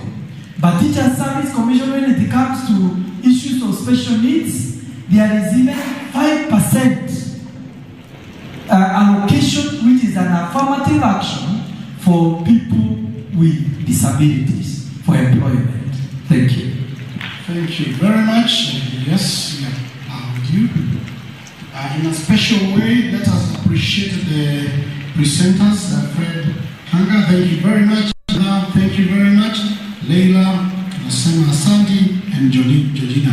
Let's give a clap and also the ovations. Is it that? Okay, then let us clap. Thank you very much. I have another mic to Anne. You are coordinating us, or we go to the Mary?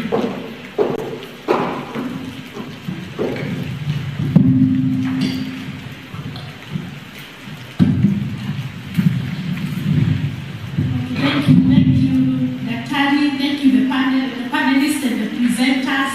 I think with that, we come to the end of today.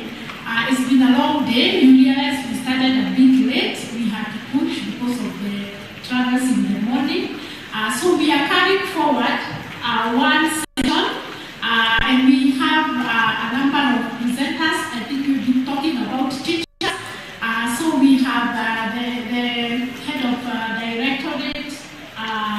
teacher education will be there, Director Arayo. Yes, then I think we also have, who else do we have in that panel? Is it Joseph Wasimoko? Professor Mayo, yes. Sheda, where are you? Yes. Wasimoko, I don't see him around. I think we need somebody to alert him, but he's around from other camp. So I think the two who are not there will get away of informing them. Tomorrow we want to start a bit early. So please let's be here by, is it 8:30 now? Is it 8:30 we start on? Okay, so please be here at 8 so that we register, we do all the preliminaries, and then we start 8:30 on the dot. So with the team that we will be here, we will just get started. We hope all of you will be here as we start. I think with that, we can have someone end for us with a word of prayer.